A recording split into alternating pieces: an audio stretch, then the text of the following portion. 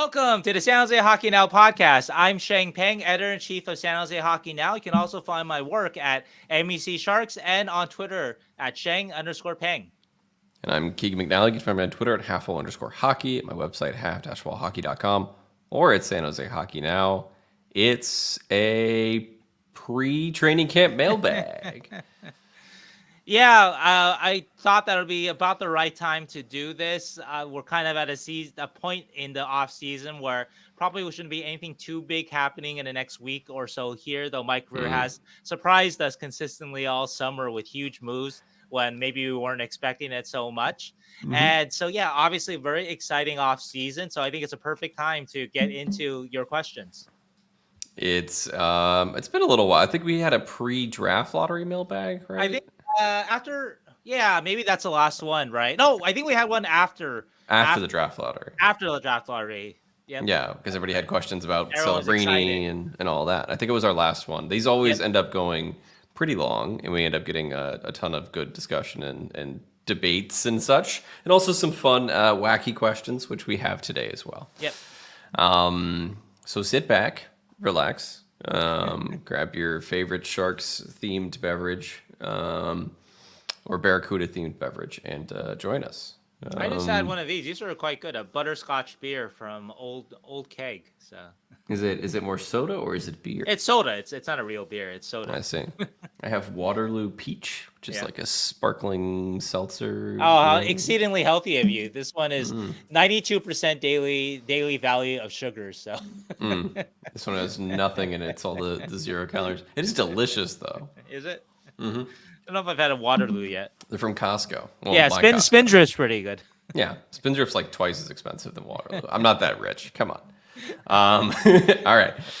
So, as always, we're going to read out your questions, say your name. Thank you all for subscribing to San Jose Hockey Now. Thank you very much. Oh, I'm going to forget too, so let me say this in advance. There were 3 readers that I could not identify, could not find their subscription information. And so M. Nepper, Wild Ice, and I think My Sharks 24 all had good questions.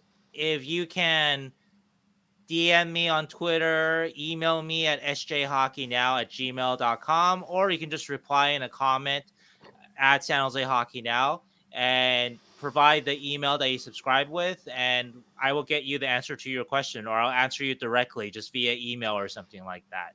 So anyway, I just want to make sure that I mentioned those guys. So great questions, but I want to keep this. We have a lot of questions too, but I want to keep this for the subscribers. And so if you are a subscriber and I missed you, just let me know. Love it. All right. Our first question is from Ken Fischer, who says, now that Brodie Brazil is out, who are we going to get stuck with for pre and post game? He's already not excited. He's saying, who's this schmuck that we're going to get for pre and post game? And that is one of the news of the week of this week was that Brodie Brazil is out at NBC. Covering the Sharks. One of the bigger news is, I guess. That is huge news. Brodie's been there since 2009 in different capacities. He is a passionate fan of both the Sharks and the A's. I think that's clear on the air. So it is a misfortune that the fans will be losing that. As to who they are going to have come in to replace him, I actually don't know. I haven't really checked in on that. I have my suspicions, but I don't want to sort of rumor monger without any kind of justification, and so I guess I'll leave it at that. It's not very informative. I'm sorry there, Ken, but we will find out very, very soon. And I will just say this is total speculation. Okay, that I think it'll be someone familiar. I don't think that they're going to go too far off of the. It would surprise me if it was somebody that we didn't know or hasn't done it before or whatever. That would just be my guess, but. Can you confirm or deny that it's yourself? It's definitely not me, especially not for studio hosts. I'm not a fan, and I'm not as good at Brodie at that kind of thing. I'm good at criticizing, and I'm good at those are not things that you do as a studio host. So from the outside, if I can say, if they bring back the Ray Rattle role, I would love to do that one day. What's the? I actually don't know that one. Oh, well, Ray just said Ray is a very, very famous journalist, Uh-huh. and he used to sit in on for that I saw. I didn't see too many of them because he wasn't around as much when I started covering the team. But I would see broadcasts, and he would be one of the guys, one of the quote unquote talking heads. They have the athlete there, right? The former Shark. They have the studio host talking about post game or whatever, right? So Sure. Got it. Understood. I would like to say that from the outside looking in, I've always enjoyed Brodie's coverage. Watching him, he's a very, like you said offline, he's a very good pro at what he does, and I think he brought a lot of passion to the broadcast from a fan perspective. But he also had to rein in some other guests that were also being very passionate at the same time, like Brownie and everything. So I don't know. I really liked his coverage. Gonna be sad to see him go, and I'm sure there's gonna be a little bit of a learning curve or some bumps in the road of who they get next, because it's a big shoes to fill. So, okay, but we don't know who's gonna be filling those shoes just yet. Is our answer. James R. Any recent chatter about Joe Pavelski joining the front office or coaching staff in some capacity? It'd be great to have him around. Great career. Anything that you've heard, Shane? sorry, maybe it's just a shadow. I feel like there's something on my face there. It must just be a shadow. See, you're already getting prepped for TV. Yeah, I know.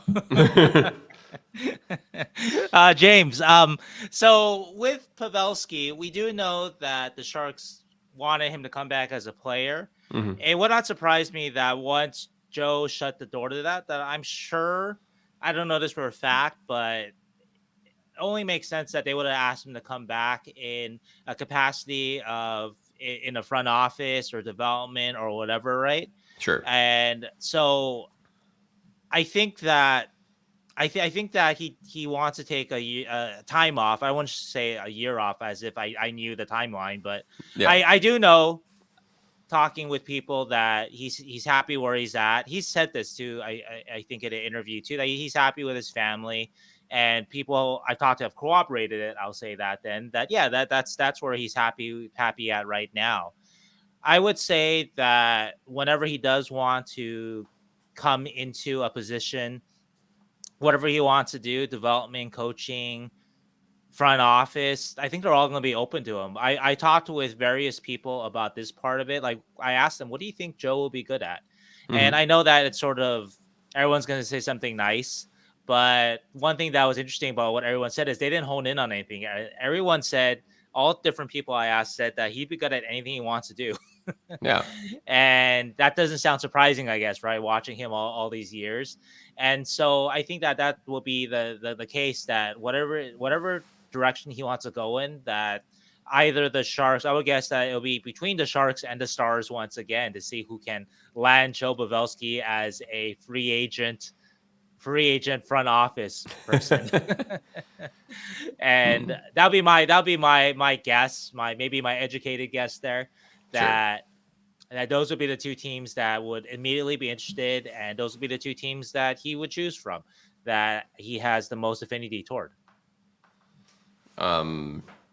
Yeah, I mean, if Jumbo is the director of vibes, what is Little Joe? I don't know. Director of tipping point shots, director of spirit. Oh, he'll lead them to all the Top Golf events for sure.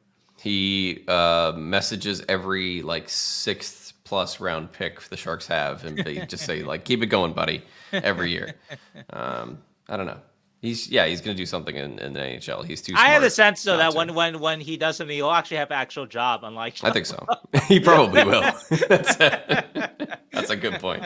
Yeah, Jumbo's here for the vibes. Who knows about Jumbo, right? We know now about Macklin celebrating living with Jumbo. Maybe Jumbo's gonna be out of the house half the time, in Santa Cruz or whatever, or in Switzerland. So yeah, he's here's the keys, kid. Have fun. There's gonna be some amazing house parties at Jumbo's house when Jumbo's out of the house, maybe. Yeah.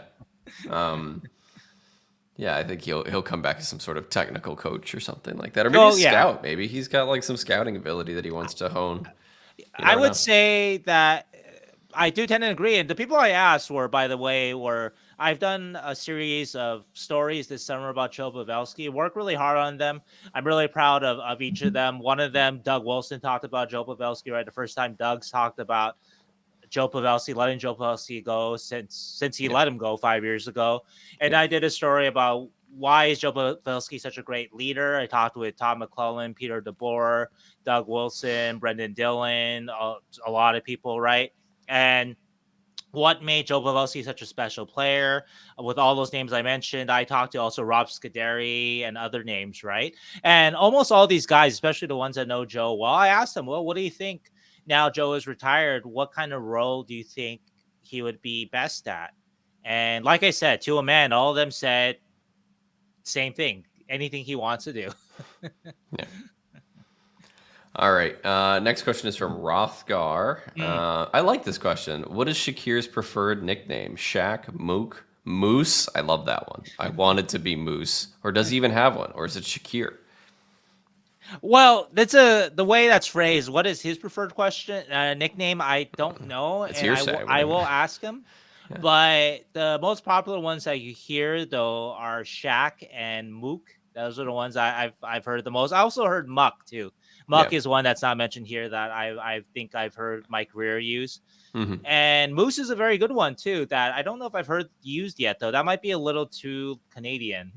Yeah. I'm not really sure. It's just but bridge too far. Yeah. Shaq is an excellent one though anyway. Of course. Big Shaq. But I don't know which one that he likes himself though. So that's a better question to see what he likes. I wonder what his fellow Russians call him too. Probably not. They probably don't call him any of these things, but they know how to say his name. And I do want to call back to our last episode, Tyler Toffoli, that Tyler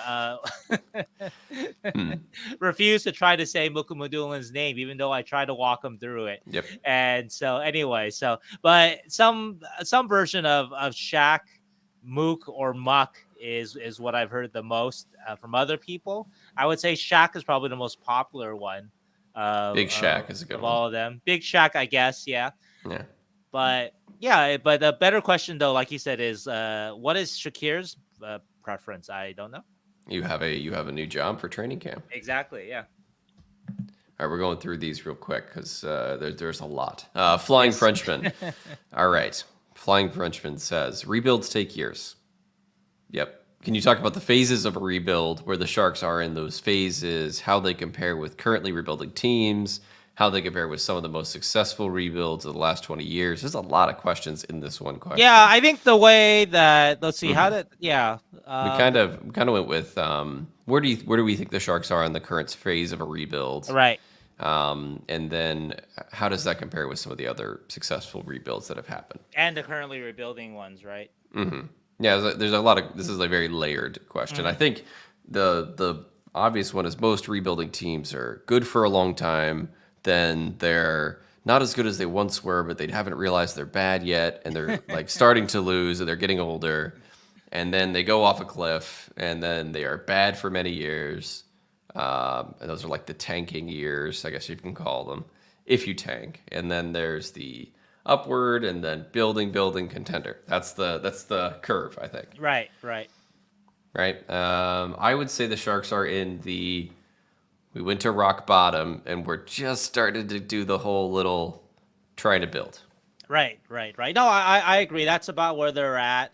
I guess Sharks fans should be grateful, even though it didn't come with any Stanley Cups, that there were good years out of it, because we also discussed teams in sort of the eternal rebuilds, right? Like Buffalo and Utah/Arizona. Yep. So I think it's fortunate that at least you have good years to look back on. Yeah. Ottawa's a good one too. They've been kind of Ottawa's been at it for a long time too. So I think that when we talk about some of the most successful rebuilds, and I think we'll touch on this question later, but a lot of it is what elements of players, types of players, right? And the Sharks now appear to have the forward group that maybe can carry them to the next place, right? They look like they might have the goalie in Askarov now.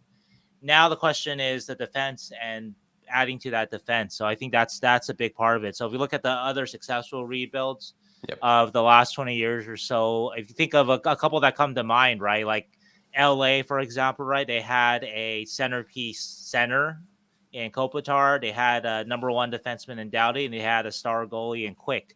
Chicago had Taves and Kane. They had Keith. And goalie, they didn't have a guy like Jonathan Quick, but so that's probably the position that you don't necessarily need a star guy, but they still did pretty well by themselves with Niemi and Corey Crawford. A couple other ones come to mind. Pittsburgh, of course. They had Crosby, Malkin, and then they had a Letang. Yep. And then the Fleury, Murray. Yep. So I think that's probably what is not clear with the Sharks is, well, I guess how good will Askarov be? Will he be in that conversation where he can win you a Stanley Cup and he can be your Corey Crawford, he could be your Jonathan Quick? And who is going to be your Duncan Keith? Who is going to be your Chris Letang? Yeah, I mean, we're even at the who's going to be your Keith Seabrook, who's going to be like your number two, who else was with the Kings? Voinov, was it? Well, the Kings were Doughty and Voinov, but Voinov was only there for a little while. Yeah, I think the last round. I think Voinov did come up in 2012. So yeah, and then he was there 2014 too. Who was their number two? I don't remember. Their number two would have been, I should remember this. Well, it was I think Scuderi played a large role for them for a while. I don't think their number two though was a guy that was within though. Their number two, I think they found on the outside. But let's look it up really fast. And I should remember this, but I don't though. Quizzing you on your Kings history. Well, let's see. Oh yeah, it was a Willie Mitchell. So that was a free agent signing. Yeah. And then I'm looking at the playoff numbers in 2012. Mm-hmm. And Voinov was their number 4 defenseman. He was a young guy, so he's their number 4. But Mitchell and Scuderi, they played second, third most minutes. And then a couple years later, 2014, we know that Doughty is going to be their number 1. Voinov probably would have been their number 2 by then. Let's see the time on ice. But it was Doughty. Oh, it was Muzzin. I forgot about Muzzin. So Muzzin was a surprise guy. Muzzin was really, really good too in his day. So they were turning it over with a younger defense there. So they had Doughty, Muzzin, and Voinov had played the most, and they were 20. They're all 24. Wow. And then Mitchell was your number 4 at 36 years old. So. Yeah, so I think that's the biggest issue, and we're going to get into it in the next couple of questions, actually, just because there was a lot of this specific point, but the Sharks are missing the back end. Like, the defense is not currently... Missing the answers to it. Or potential answers, I guess, even. Like, we need more from that specific position group, at least for the future. So yeah, one of the things I would say though is if you use the Kings example as instructive, is that players kind of come out of nowhere. A guy like Muzzin was, I think, a Penguins draft pick, and the Kings, I believe, signed him as a free agent after they had him maybe at a dev camp or whatnot. He had some injuries too, and so he's a guy that was not earmarked for any kind of success, right? And then he became a legit number 2, number 3 defenseman. Yeah, the Kings signed him in 2010, and he just developed into a star player. Voinov was, and I know Voinov, terrible. Yeah. We're separating we're separating this part of the discussion, so we definitely don't want that part of it. So, and he deserves to be back in the KHL, and what he did was heinous. But he was a second round pick. He wasn't a first round guy. Doughty was Doughty. Doughty was a number 2 pick of his draft. So what he did was expected of him.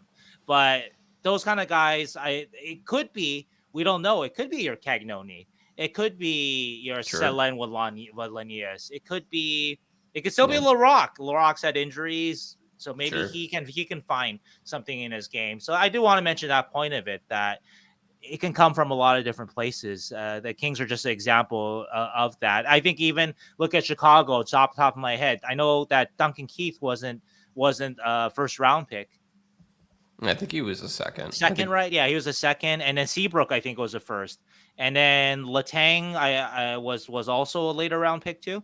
So it doesn't always come from the spot that the Sharks drafted Sam Dickinson. Doesn't have to come from that place, or where the Sharks might draft Hensler or whatever in 2025, right? So yeah, and defense often does it has a better track record of finding these guys in the second through whatever rounds rather than forwards. Like your chances of getting an impact forward is a lot less than getting an impact defenseman later on in the draft. So could be a guy they've already drafted, or just continue doing mass picks and see where the next 2 to 3 years of drafts take the Sharks.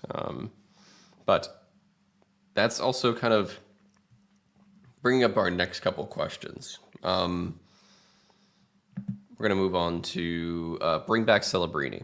This question is long, but it essentially... Yeah, we don't have to mention every part of it. Yeah. Essentially, if you want to read it, he lays out the turnover that has happened since Mike Grier joined the Sharks in 2022, including that, according to his numbers, and I don't think we fact-checked this, it's 61% of the organization in terms of players and prospects have been removed in 2+ seasons. Right. So he's comparing it to the draft pick that Grier inherited. All the goalies are gone. Half of the defense is gone. 60% of the depth chart on 57% of the forward depth chart is gone. And so the exact question it's a good question, but the exact question is, have you ever seen any other NHL club go through such a dramatic change in such a short period of time? And if so, how long did it take for those clubs to climb back into contention? Yeah. And this is a question that's hard for us to answer. Like, we had to really, really dig to give this question full justice. And so for the purposes of this podcast, we didn't spend an hour looking up all the different teams. So we did spend some time looking at it. And so what did you come up with, Keegan? A bad example, but an example. That's an example. Yeah, no, you told me. That was a good example. So Don Waddell joined the Carolina Hurricanes in 2018 as their general manager. After he was hired, within like a year and a half, he had acquired the following players and traded the following players. So he traded Noah Hannafin, Elias Lindholm, Jeff Skinner, Alex Nedeljkovic, who was actually good at the time. He traded Adam Fox away. He traded Victor Rask. He traded for... It's worth noting with Adam Fox, though. He was forced. He didn't want to trade Adam Fox. Yeah. He traded Justin Falk. He traded... and then this is all people he traded away. He acquired Vincent Trocheck and Brady Shea, Sami Vatanen. He acquired Jonathan Bernier, Eric Halla. He acquired Niederreiter, Dougie Hamilton, Michael Furley. He acquired Adam Fox and then traded him away. So basically, the point is within like him taking over, he immediately saw his team and then went and threw a lot of it out the window. Right? Like and this is not the same situation because Carolina had a lot of good pieces. Yeah, he was reloading. He wasn't rebuilding. Yeah, he was retooling. He was reshaping the franchise into a contender. And that's exactly what he did for the 5-6 years after that. They launched into a playoff streak. But I wouldn't say that it's unique in the fact that when GMs come in, oftentimes they do kind of, they shape the team to be what they want it to be. And I think that's exactly what Grier has been doing. He's mentioned it since day one. He wants a team how he wants his team. So right, and the example I thought of actually goes back to the Kings, and actually goes back to Dean Lombardi, who Sharks fans are of course familiar with too. And if you look back on the last Kings team before Dean Lombardi, that was 2005-06. Just pull up the roster for the 2005-06 Kings, and you look at that roster and who made it to the Stanley Cup 6 years later. Only one person, Dustin Brown. And one of the things that Lombardi did that I think that I don't think Grier has been wholly successful in this, but it is I think in the same sort of MO or the same kind of map of what he's trying to do is if you look at the 2005-06 Kings, you look at, there are some young players there, young talented players there that don't make it to 2012. In theory, they could have made it to 2012 in their first King Stanley Cup. A couple that stick out are Mike Camilleri, who was just 23 back when Lombardi takes over. Another one that I saw, Alex Frolov, he was 23 too. And so I think that a lot of what Tim Gleason's another one, 23 at that point too. A lot of what Dean did when he took over for Dave Taylor was a GM was that he identified basically, okay, they wanted to rebuild. They knew they had to rebuild, so they wanted to rebuild right after. So that's very Sharks-like. So there was a teardown. Yep. The Kings of that time, they didn't have the success that the Sharks had before, but they were trying to stay relevant. We're talking about the Kings. If you remember, Sharks fans, if you remember the Andy Murray Kings, right? Ziggy Palffy, Jason Allison, Adam Deadmars, they were trying to kind of keep the remnants of that team, right? And 2005-06, though, it's a different team at that point, but we're still trying to stay relevant with guys like Pavel. They were trying to do the kind of 1 foot in, 1 foot out, like integrate the younger players like Camilleri and Frolov, but also too, though, have a competitive veteran team. So they signed Pavel Demitra, rest in peace, and guys, Craig Conroy is a player that they added, veteran center there. So they're trying to kind of put it together where the young and the old could crest together to make just kind of a playoff team. I don't think they were really trying to win a Stanley Cup with this team either. But anyway, it didn't work out. Dave Taylor got fired. They didn't make playoffs, and Dean Lombardi comes in with a mandate for a complete rebuild, which is not that dissimilar from Mike Grier. And so what did Dean do? Well, Dean got rid of a lot of the older players, obviously, and that's what Mike Grier has done. But also, he going back to Camilleri and Frolov in particular, Dean identified the younger players that he thought would basically the winning younger players, the guys that he wanted around for when the Kings were good again. And the one he identified was Dustin Brown. Also in the system, hadn't played yet for the Kings, but Andrei Kopitar had been drafted in 2005. Jonathan Quick a couple of years earlier in the mid rounds, and so Kopitar was definitely a guy that he identified that he wanted to keep. Because that's a first round pick. So that's a guy that you watch carefully. Is that a guy that we can build around? And Dean identified that this is a guy that's worth keeping. So anyway, that's credit to the Dave Taylor regime. Those were very, very good picks that they made there. But anyway, so that is what I think Mike is trying to do here. So trying to figure out, well, your Thomas Bordelos, your Daniil Gushins, your William Eklund. So sort of the prospects that he inherited, right? Which of those guys are going to be winning players 2, 3, 4, or 5 years from now? And so I think there's a lot of similarity there in those kind of rebuilds. So anyway, in terms of how long it took the Kings to be relevant again, so Dean Lombardi takes over 2006. The Kings are very, very bad for a lot of those years, and I'm sure you Sharks fans remember pummeling them. And I remember as a Kings fan always hating to play the Sharks because the Sharks were always going to roll over the Kings back those years. But anyway, though, 2006, 2007, 2008, I think the Kings start becoming they get better and better. Basically, I think it's 2008 or 2009, 10. That's when the Kings really start to 2008, 09. So that's the third year into Dean Lombardi. That's the Kings got to basically 500. Okay. They had been pretty bad the first couple of years, but they had 79 points, so close to 500. But then the next year they took a big step though. 2009, 10, the younger players got better. They made it to the playoffs in 2009, 10.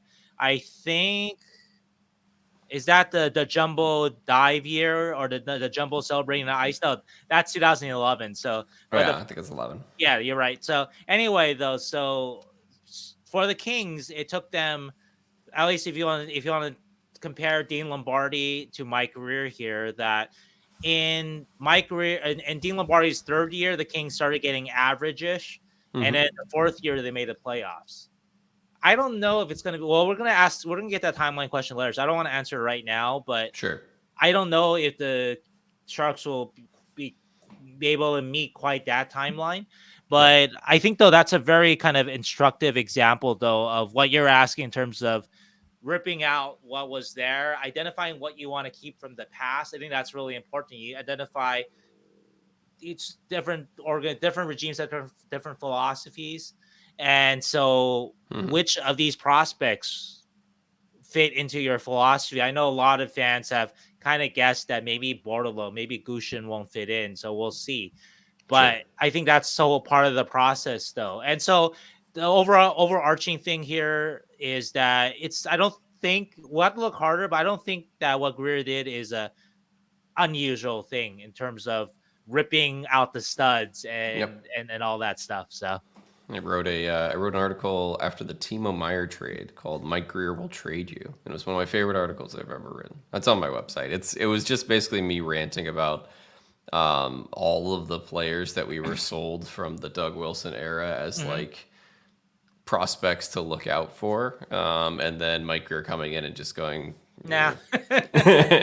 and it's called Mike Grier Will Trade You. It's a great article. It's out of date now, and I'm sure it's a lot of hot takes that are not relevant anymore. But I thought it was interesting, and I did a similar thing to what he was doing, which was just analyzing guys that kind of were already thrown out by that point, and now we're a year and a half removed from that. It's even more. Yeah, yeah. I have a similar kind, not an article, but I had a stat that I don't remember the exact.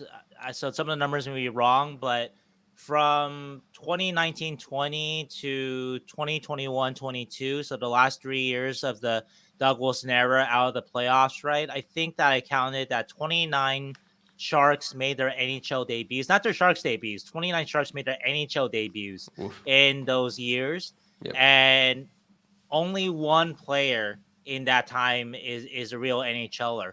And that is Mario Ferraro. I think that we thought that Knizhov might be one of those guys, but he hasn't turned out to be. Of course, injuries have gotten in his way. Sure. And the jury is still out on Eklund and Bordeleau, right? But, Noah Gregor, I guess, right? Right. Okay, so actually Eklund too. So let's count Eklund. So before it was just one and Ferraro. For Gregor, kind of, yes, but Gregor's a fourth liner at best, right? And he's a guy, so I'm not sure how strong I would count him, but Eklund, I think, has shown enough skill that he should have an NHL job for the foreseeable future. Yep. But just Eklund and just Ferraro. It's so not a strong overall group, and no kind of late round kind of finds, which aging team always needs. They need guys like that to kind of come out of nowhere and be cheap and surprise you and be really good. And the Sharks weren't getting that anymore. Yeah, the if you look back on the prior draft history of the Sharks and you go back through, starting in like 2014 to now, there's like 2013, I think it is. Yeah, when there's a total drop. 2012 was Hurdle. And so that was so strong. Too. But yeah, but 2013 on though, there was 2013 to 17. Or 2013 to 16, there was just this gap in there's no talent, really, not a lot of talent coming in through there. And 2017, actually, to give Doug Jr. credit, his first two picks were great. Yep. Josh Norris and Mario Ferraro, but obviously we know Josh Norris didn't end up actually playing for the Sharks. And so and since then it's been tough for his drafts since 2017. Yeah, and just like even guys that are just not part of the Sharks anymore, right? Like from 2013 to like 2019, there's just so little. It's like Ferraro is that's it. I think he's the only one. And I guess if you count like guys that are still retained rights but are never going to play for the Sharks, like Bieber, not Spiridonov and stuff like that. But Galamov, he's my favorite. Yeah, but like just there was a huge turnover in the past couple of years, and it's a good thing. I mean, the Sharks needed this, and we got what we asked for. yeah, and just hopefully now the new regime's guys, they're actual players. Yeah. Okay, Chris Boucher. This actually starts a series of 3 questions related to how do we build a contender for the Sharks through free agency. But we're going to get everybody in here up front just to read their questions. So Chris Boucher basically is asking between now and April of next year. Let's take Chris's Boucher questions separately, and I think the next 3 we can kind of answer together. That's how. Oh, I see. Yes, remember we talked about this. Yeah. Okay. No, I'm skipping ahead one. Chris Boucher, you're getting your own answer. Yes. He's saying between now and next year, in April of 2020. God, what would that be? 2026. How do we build a contender for at least like meaningful hockey into April, meaning possibly in contention for a wild card? Not next year, not the upcoming year, but the year after that. Whew. And honestly, you just laid out like the Kings did it. They were bad for a few years, got to 500, and then got to into the playoffs. Right. It's not impossible. It's just going to take a lot of things to develop. Right. First I don't think foremost, the Kings bottomed out as badly as the Sharks too, so I think that's part of it too. Yeah, But the highs of guys like Celebrini and Smith need to be high yep. in the next 2 years. And it doesn't need to just be like, oh, they can middle around for 2 or 3, 4 years to figure it out. They have to be good starting in this year and then better next year. Right, right. And so that actually partly answers Chris's question. Basically, I guess what I take from Chris's question is what do the Sharks have to do to be in playoff contention by next year, Yep. essentially? Or what has to happen? And so you alluded to two of those things. And we talked a lot about this, that it's really important that Celebrini and Smith are hits immediately. Mm-hmm. And if you know you have if you know you've added two top six forwards, then your team gets a lot better. And so we'll see how good they are. We'll see when they can. I'm not expecting that. I'm not putting that on their shoulders. Some of it takes time for players to take off. And I'm going to mention this many times over the next couple of months. Joe Thornton obviously struggled in his rookie season. Steven Stamkos struggled in his first couple of months, and then he took off. So that's a different track for a player to take. I think Steven Stamkos had maybe like two goals, 3 goals in his first 2 months as with the Lightning, and then after that he took off and he scored 20 to end the season. So his rookie season ends up looking pretty good, but started off really bad. And so there's different tracks, or you can just be Connor McDavid, just be a number one center from the get-go, right? Yep. And so there's different tracks for these players of this talent to take. So if they take a little more time, like a Joe Thornton did, then it's not too much concern for your Celebrinis or Smiths so much, I think. So give them some runway. Don't expect them to take over the league immediately. But if to answer your question, Chris, if you want to make the playoffs next year, you probably do need them to take over the league immediately. They don't have to be number one guys, but they got to be pretty good though. They got to be guys that you can slot into your top 6 immediately, and they're gonna help you. So I think that's a part of it that you definitely need. You need to solve your goaltending question. Who is it going to be? Askarov? I mean, is it going to be Blackwood still? Could may well be Blackwood. And so in that case, then anyway, though, that you need somebody to kind of take control of the net, be it Blackwood, Askarov, or Vanacek. And supporting that too, finally, is your defense. And so can Mukhamadullin take that step? And they're going to keep needing to fill that out. So they probably still need to add. They need to add somehow, and I know it's hard to add. Everyone wants this kind of guy, but they need to try to add number 1, number 2 defenseman type. Maybe not a number 1. That might be too hard to add, but they can get a legit number 2 kind of guy. Even those are hard to add, but like I guess one guy that became available was Mackenzie Weegar, right, a couple of years ago, right? Not the perfect example. Got traded for Matthew Tkachuk, so different kind of trade we're talking about. But the point though is that those guys are really hard to add. But yeah, you probably do need to add at least one of those guys. That's why when we did our speculative free agency thing a lot during the summer, I pushed so hard to give Brady Shea a stupid amount of money, because guys like that, even true number 2s, are hard to find. And so I think that they'll somehow need to add that, or they got to hope that someone emerges. And we gave you the examples with the Kings of Jake Muzzin coming out of nowhere to become somebody. Even with the Sharks a few years ago, Jake Middleton coming out of nowhere to be a kind of legit middle pairing guy, right? So maybe somebody can come out of nowhere to kind of complete the top 4 or be even better.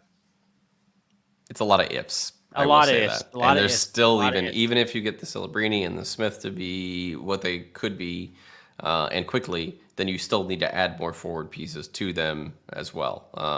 Which is probably the easiest to do, is to add good wingers and that kind of thing. But it's not easier. It's still hard. It's a lot of ifs, and I do think maybe 2 years is probably still unrealistic. I think 3 makes a little bit more sense. Like the last year of their ELC makes a little more sense. Yeah. They probably had to sign somebody too, maybe another Toffoli type, somebody who can anchor support. And then at that point too, I think, well, a better sense if there's any hope for, and we'll talk about Logan Couture later too, but if there's any hope for him to come back as the Logan Couture that we knew, we'll definitely know by next year what the Sharks have left in Couture. And because a guy like Couture is exactly that, Logan Couture from 2 years ago is actually exactly what the Sharks team could use up the he'd be perfect. Yeah. Responsible, can play with a lot of different players. That's and still very skilled too. That's exactly what the Sharks could use to support your Celebrini and Smith. So we'll see if he can offer anything by next year. Okay. Now back to what I was trying to say before. Yes. So Joshua, S.J. Shorkey, and Matt Harrison are the next three questions. Yep. They all have to do essentially with targets for free agency for the next couple of years for the Sharks. And speaking to your point that we just mentioned, the Sharks need to add a whole bunch. Mm-hmm. One of the easiest ways is through free agency. It's just there may not be the kind of guys that you want that are available, but they are free. So Joshua says specifically, with the Sharks trying to compete in a couple of years, who do you see as a realistic candidate of a target, or what position do you see them building upon? And I think we'll answer that question. Right. And then S.J. Shorkey says, do you still think Grier makes some big purchases or acquisitions next summer? He's a longer question than that, but that's kind of where he was going with that question. And then finally, Matt Harrison says, who are some potential free agents or even signed potential cap casualty squeeze out from other teams coming up in 1 to 3 years who may be on Mike Grier's radar? So all related to next 1 to 3 years. How do you add pieces to this? Not through the draft. So this isn't drafting. These are free agent targets. Yeah, or trades, right? We did some digging because we were trying to figure out the answer to that question, and I'm sure Mike Grier is as well. But we went a couple of different routes. Cale Makar or bust 2027. Cale Makar or Quinn Hughes in 2027. That's our answer. They're both UFAs. Oh, so probably the closest star defenseman that are UFAs is Just Cale get the Makar best one. Just get the best one. Cale Makar. Cale Makar, baby. In 3 years. So, yeah. So you would need to be re-signing Celebrini and Smith, and then also add a $12 million Cale Makar. Right. Yeah. No problem. Yeah. No problem. I don't know. Those are the big ones. So, like, if you're expecting, like, oh, there's going to be a 26-year-old star defenseman available next year, and we'll get him for $6 million, it's not going to happen. It just does. Yeah, I'm trying to think.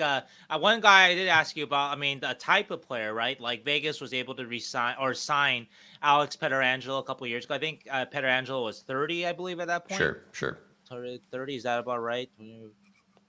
Think about the year. I'm adding the years since Pietrangelo is ageless, I guess. I don't know. Yeah, it's been around forever. But anyway, though, that's the kind of guy, that veteran guy that maybe will be around. But we didn't see anybody like that though. Not really. We saw a few. A number one guy who's going to be in his 30s. I think he was 31 or so when he went to the Golden Knights. Yeah, we didn't really see anybody that's going to be realistically available coming up. Most defensemen in the league are signed long term. Most number one defensemen are all like 8-7 years still left on their contracts currently. We did see guys upcoming as UFA next summer as Aaron Ekblad and Jacob Chychrun, as well as Shea Theodore. So there are some, like, I wouldn't call them top pair guys, but top 4 defensemen, number 2, number 3, maybe number 2 at best. Top 4 is a good way to put them. They're like, they're gonna spot duty on the first line, probably best, like, as the best guy on the second line. Aaron Ekblad is, he's a former number 1 overall pick. He's had some great seasons, but he's also had a ton of injuries. He is a right shot D. He's the right size. He's got winning pedigree, but he did not have a good year last year, statistically at least. His points were a little bit low. Right. He still led the Panthers to the Stanley Cup. I'm sure he was in the top 2 of ice time in the playoffs, probably. I mean, maybe he was third. I think him and Forsling were probably 1 and 2. Yeah. I mean, he's still a legitimate good defender for the Sharks to add. He would probably still command a lot of money in free agency, even though he has had some, especially if he has a good year this year. And he might go back and they lost to Oliver Ekman-Larsson, so maybe there's some minutes for him to eat up more. I don't know. But anyway, point is, there's him, there's Jacob Chychrun, and Shea Theodore. None of them are number or first pairing guys, but they're all kind of around that area. I wouldn't hate adding them either. I think like if you get them for good deals, that's the other thing. It's deals. That's a good question to kind of look into, like just how rarely do number one defensemen move. Pietrangelo moved via free agency, but he was into his 30s. Off the top of my head, obviously Subban and Weber moved, but that was in a trade directly for each other. Yeah. Yeah. Often you get these like not 1Bs, but basically solid 2s like Hannafin move. Right, those are more likely. Uyghur. Yeah, Uyghur. Like those guys move. But the number one, your Dowdies and your John Carlsons and your, I don't know, Adam Foxes. Well, Letang has been there his whole career. Duncan Keith was in Chicago for almost entire career, right? Erik Karlsson obviously moved, but that's extraordinary kind of set of circumstances, right? With the Senators and Melnick and all kind of things that usually don't. And I would argue happen, that when Brent Burns was moved, he wasn't a number one; he became a number one.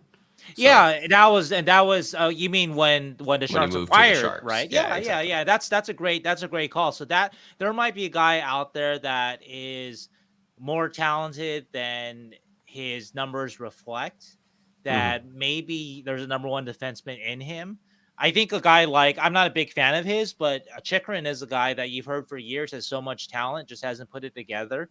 Yep. So if you had a belief in a guy like that and you believe that you could get that out of him somehow, if you just had the right people around him or some coach or something like that, right? Then okay, then that might be somebody that has the sort of toolbox to do it, has the physical gifts, has the size, has the offensive ability. So that is interesting in that way, but you have to believe that you can pull that out of him. And the guy is going to be 27, hasn't really come out yet. So why is it going to be you that's going to pull it out, right? So that's a good point though. A guy like that though, that's undervalued but has the toolbox. Like I think Brent Burns did become undervalued when the Sharks acquired him. Another guy that obviously the Sharks acquired him, Dan Boyle, but he was a bit more of a older kind of player. Yeah. So that might be somebody for the Sharks to look at, but I don't know if there's anybody that looks like he's going to be available along that kind of trajectory coming up. You had one pretty good one from the Islanders, but he's not going to be available, right? Yeah, Noah Dobson is. He's making $4 million this year, and he put up 70 points last year, and he's 24, and he's right-handed. But he's an RFA next year, and I think I have a hunch that New York's going to do everything they can. Yeah, well, you have a source on that? Yeah, I do. I got a source. Why would Common sense. Why would they trade him? That team is old as dirt everywhere except for Noah Dobson. So.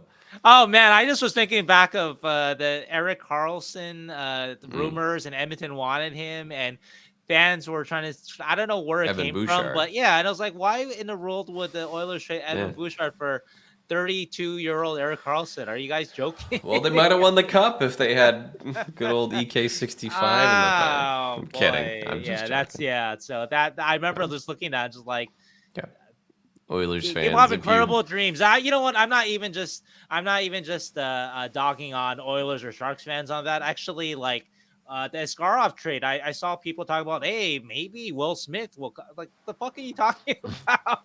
Yeah. That doesn't happen. Not for goalies. You don't get you don't get the organizations, you don't get a top 10 in the world prospect for goal. Yeah, unless it's whatever. And anyway, so it happens for every fan base. I'm not criticizing any particular fan base, but that was one that had I was scratching my head in terms of the. I really wish we could have pulled that out. Yeah, that would have been nice, right? Have Evan Bouchard in a back. That'd be amazing right now. And I'm sure Nashville's like, damn, we could have had Will Smith, and instead we got David Edstrom. What?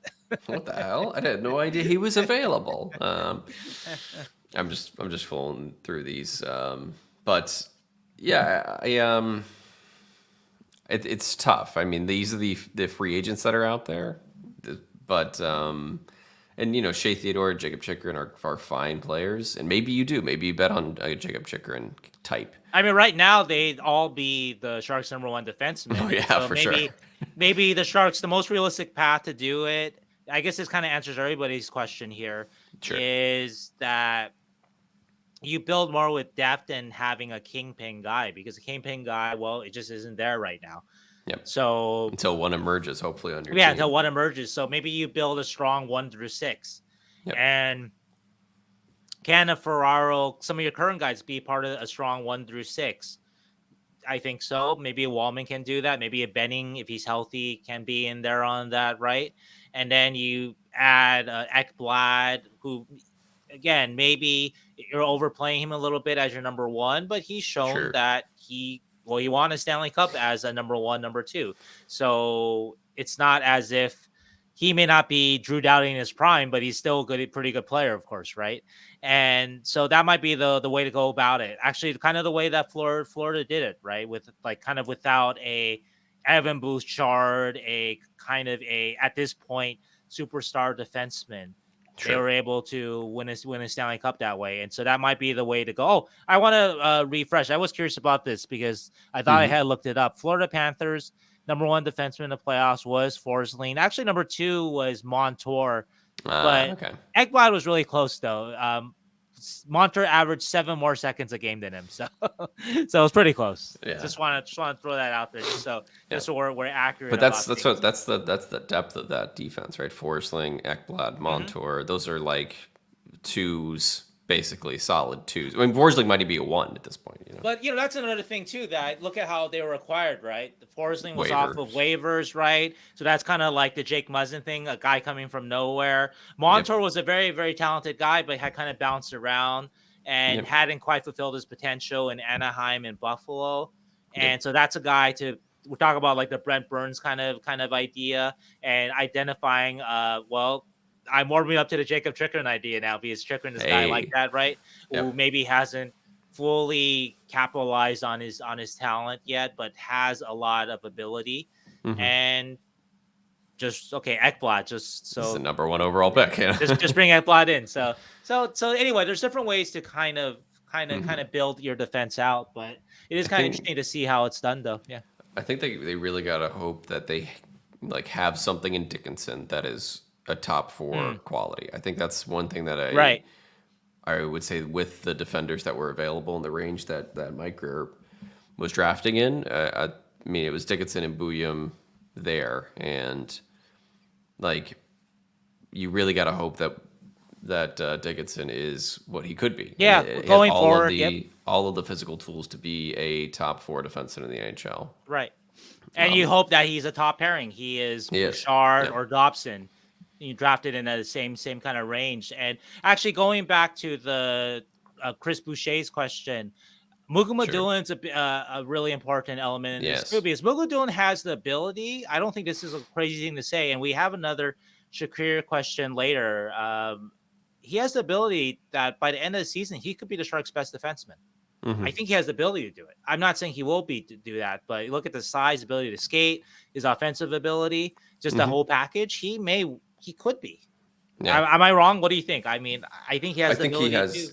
I mean, I think he if he got his offensive game to a point where the Sharks were kind of forced to put him on a lot of power play time, and it might be that he could be. I think he's still a little rough around the edges defensively. Oh, for sure he is, but I agree though. He does have everything and he's developed really well. Like he's played solid in for the Barracuda. So yeah, there's not. It's wide open for Shakir. He's the toolsiest of all the Sharks defensemen that are Sharks defensemen or on the cusp, I guess we would say, right? You might argue that in the organization, Sam Dickinson might be the overall most intriguing package of size, skating, all that kind of stuff, right? But in terms of guys who are right there, who are going to play for the Sharks this year, I think he is the most intriguing of them. Yeah, and St. Louis just paid Philip Broberg $4.5 million, even though he had played like 12 NHL games last year. But sometimes like the skating ability, the offensive ability, certain dynamics, it's like they may take a little while to develop, but there's something there. And I think that's what's Mike is hoping for with Shakir. And we'll hopefully see it this year. Right. So anyway, to go back to Chris's question, though, I know I'm kind of backtracking here, but I think that for the Sharks to be a playoff contender next year, too, that probably you'll need that out of Shakir, too. 100%. So then, like, if your question is, well, who's going to be the Sharks' top pairing defenseman? or a guy who's like number 3 caliber quality. If it's Shakir kind of surprising you and doing that, then that kind of solves a depth chart problem there, and that's one less guy you have to worry about in your top 4.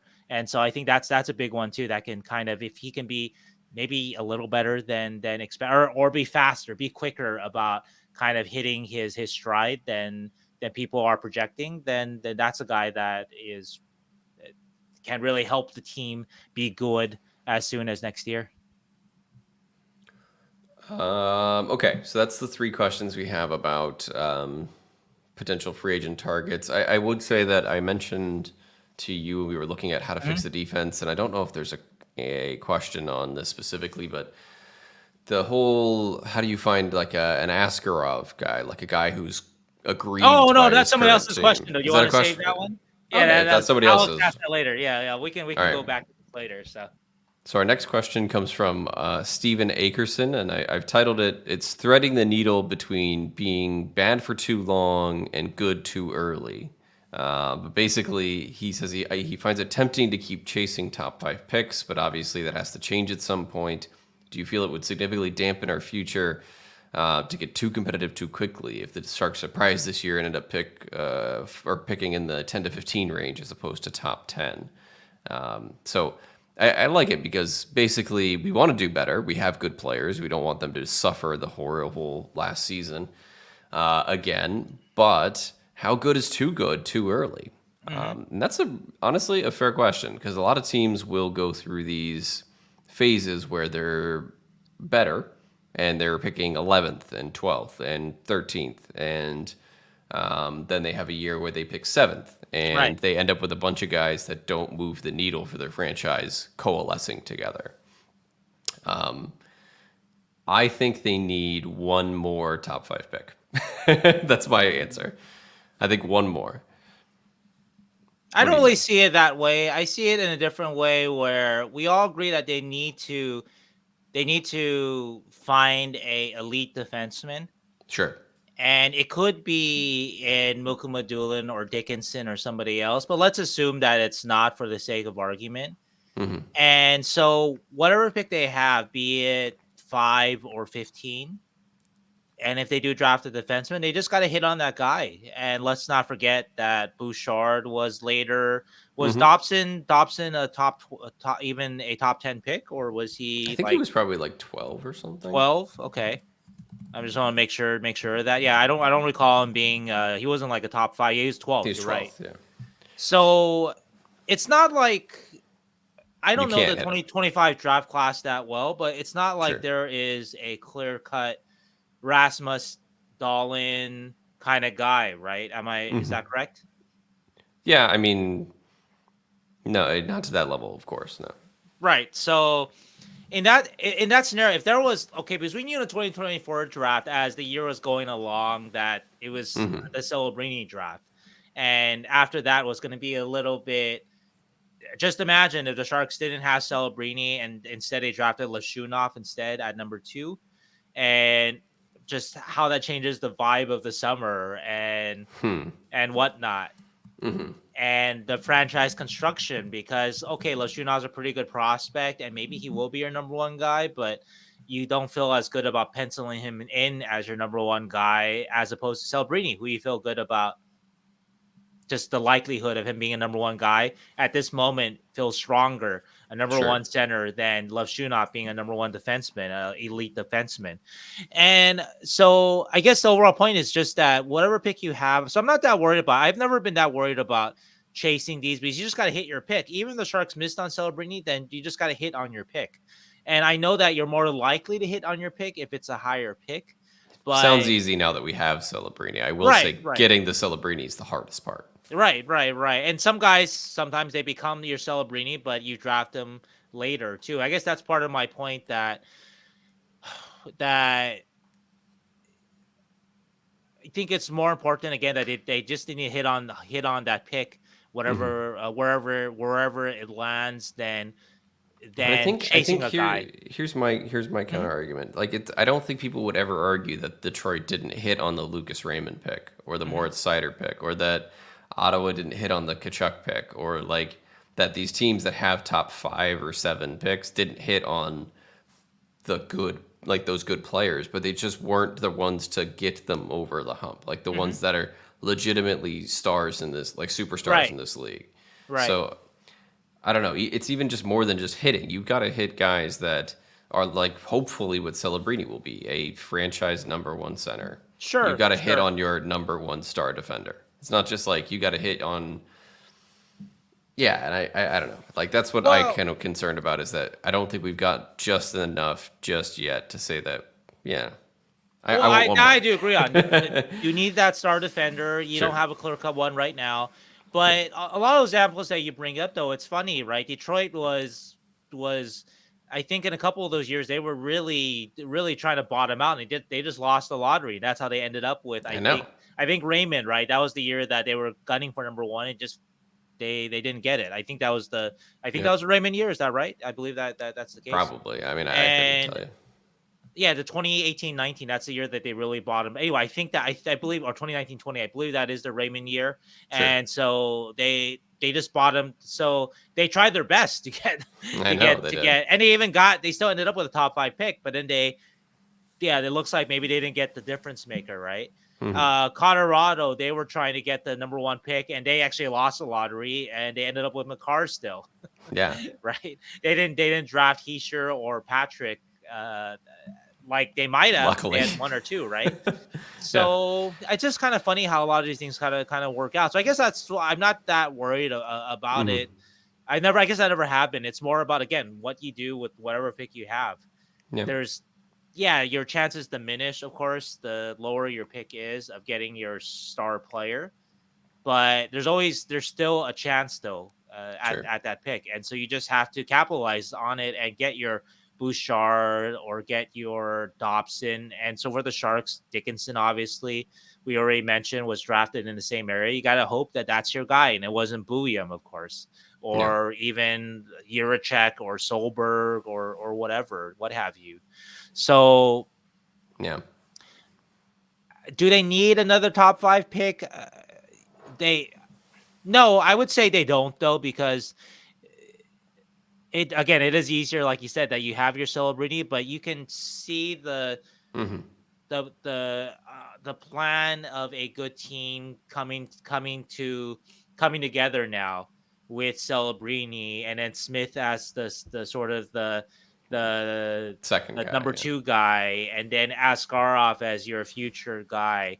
And so with all that coming together, like those kind of elements, if all of those guys hit, and you fill the rest out with good support players, that's a playoff team. That might be a contending team too, even with the defense being in question there. So I don't think you need a top 5 necessarily pick anymore. You don't need to be gunning for that. So I think there's examples of when it like really works, like in multiple years, and you get your Taves and your Kane, you get your Malkins and your Crosbys, right? And there's examples where you end up with Taylor Hall and Jordan Eberle and Ryan Nugent-Hopkins and Neil Yakupov, right? So like, yeah, I think actually Eberle was like 9th or something, but it's just. Or 7th, maybe. Yeah, I think it was 7th. That's what I was looking up. But I know what you're saying. I guess this question is it's basically who you have to hit on, and then that's what you're getting at. It's like you got to hit. This question is easy. I think SJ Shorkey alluded to this, that you got to see if Smith and Celebrini hit. If they hit, that helps solve a lot of things. If they don't hit, if Celebrini is like Nico Hischier light, and Smith is like, I don't know. Dylan Strome. Yeah, Dylan Strome, right? Then it doesn't matter. You need more than a top 5 pick this year. You're going to need a lot to solve that problem, right? Yeah. So, yeah. So I think that you got to see what you have in those guys first before talking about, because if Smith and Celebrini do hit, then you don't necessarily need another sort of. Sure. You don't need to bottom out anymore, because you've already picked up the pieces that are going to help you win. And so I think we talked a lot about the Blackhawks example, and they knew in the first season what they had in Taves and Kane, because Kane won the Calder and Taves was incredible in his first season. And so within 2 years, they made that big signing of Marian Hossa, big Yep. free agent signing, because they knew kind of what they had there, and they knew that they had Seabrook and Keith coming along there too, and so that's going to tell you what you kind of need, and so I guess there's so much uncertainty still that I guess then I get what you're saying then. So okay, maybe they do need another top 5 pick, or the Stevens case, maybe to kind of feel better about it. Maybe you want maybe one more year of adding one more kind of elite. You could see this guy as your number one defenseman or your number one center kind of guy. Yeah, it would be beneficial. Yeah. As opposed to trying to overachieve too early. Unless, obviously, like, if you're overachieving and it's, Granlund and Toffoli driving the bus, I'm going to feel a little bit worse than if it's Celebrini and Smith and Eklund driving the bus. Yeah. Right? Yeah. No, Like, that I'm with you on that one. Oh, I feel Eberle like- was actually the 22nd pick. So we're very wrong. We're all very wrong. Who am I about it. thinking of? Anyways, Maybe I think of Sam Gagne? Yeah, Gagne, I believe, was a top 10 pick. Yeah. He was 7. And then No. Yakupov, Nugent Hopkins, Taylor Hall, they were number 1 picks. So I have to know when Sam Gagne was drafted. I have to know. I'm gonna guess, was he 5th maybe, or maybe he was like 6th. 8th? He was 6th. Okay. Yeah. All right. So I was thinking Gagne, not. You understand? Yeah. But the point is, like, I want one more. That's my answer. Okay. And again, if you're overachieving next year and it's Celebrini and Smith and Eklund leading the team in points versus Granlund, Toffoli, and Wenberg, I'm going to feel a little bit different. Yeah, and I think that's the point. No matter what, you want Celebrini, Smith, and Eklund to be leading. Whether that leads to a number 1 pick, a number 5 pick, or a number 15 pick, if they're the ones leading the way to it and they're your best players, then that's going to feel good no matter where you end up. And then when you get that pick, whatever it is, you just gotta hit on it. Speaking of our top prospects, Mark Bonham wants to know which top prospects are most likely to be on opening night. Eklund, Smith, Celebrini, Mukhamadullin. That's my guess. Oh, Eklund doesn't count anymore, right? Oh yeah, shit. Right? Sorry. Right? So, Macklin, Smith, Mukhamadullin. Yeah, I'm gonna call Mukhamadullin on the team. We know that Celebrini and Smith will be on the team. Mm-hmm. Askarov, we've talked about. I think we both predicted Block would be the opening night starter, but I said that Block. I think Askarov will be his backup, and that was my call there. Nice. Anybody else in there? Any other surprises? Maybe not. Like, I don't think Musty's going to be on the team. Gushin and Bordelot, I guess we're maybe, saying no. But they are waiver exempt. So my guess right now, I'm sure there'll be injuries. So sure. They might make it in because of injuries.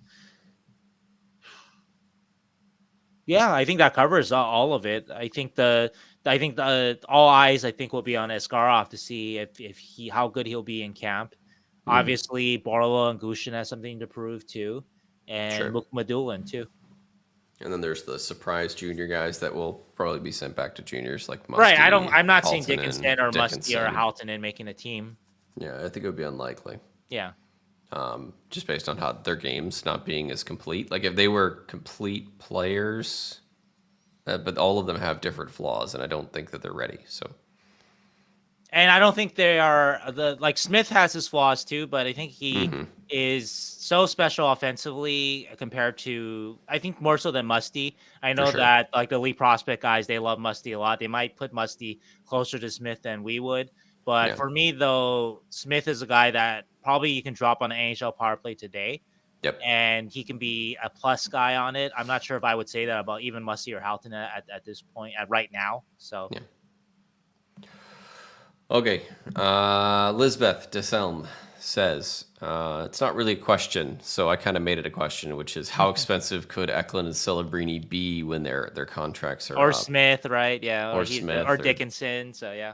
Yeah, because she was basically looking at the Draisaitl and McDavid extensions and going, oh my God, Draisaitl's a $14 million player now, next year.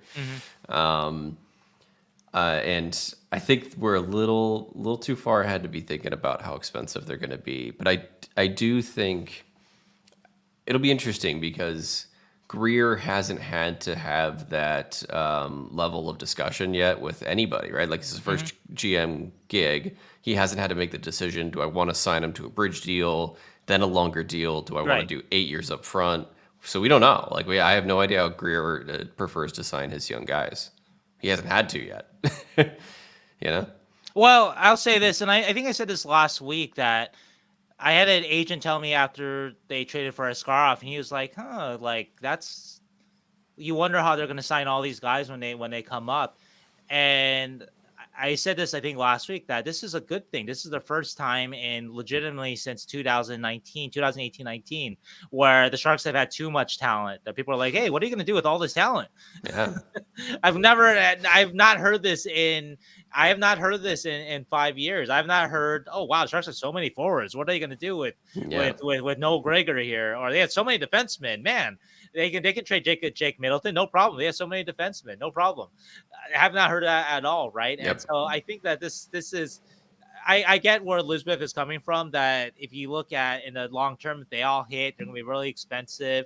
You're going to have some kind of, you got to have to make choices. Yeah. It's some fan favorite is probably going to have to leave, and it could be a Will Smith, it could be a Eklund, it could be Mukhamadullin, right? Who knows, right? So someone's got to go in the salary cap era. So for sure that is unfortunate, but that is one of those, again, good problems to have that the Sharks have not had in a long time. So I'm going to focus on the positive part of it, that we're actually talking about. Yeah, and we're also talking too about much. We're also not worried about the terrible contracts, right? Like, that's the other thing. Dragging it down, because those things are gone. Those will be gone. Yeah.